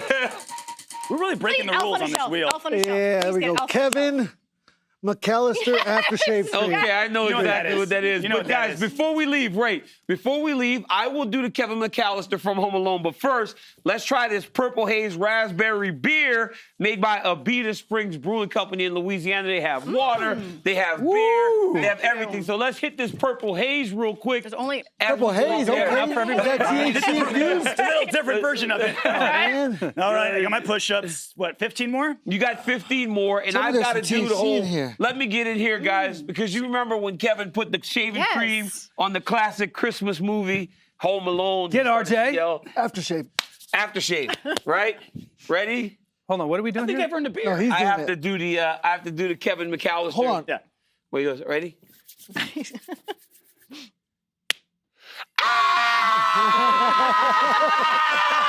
That's good. Right? That's good, right? You know I love Home Alone. My kids love Home Alone. Cheers. Drink up, guys. Hey, Justin, you Cheers. did this Purple Haze? Good job today, I need Justin. some Purple Haze. Good job. Don't forget to watch the ceremonial weigh-in, 4 o'clock Eastern. Thank you very much to Justin Gaethje for joining us on the weigh-in show. Sanko, DC, RJ, everybody enjoy. Saturday's going to be a good one. You really taste the purple. You can taste it. It's good. It was a good show. Cheers. Justin Gaethje, you're good. Justin, congratulations. Congrats on a great show. Great Ending with first the show. belt. Now you gotta 25 come strokes. 25 strokes. No, it ended up being 30 because you No, did that. 26. Hey, I'm giving it.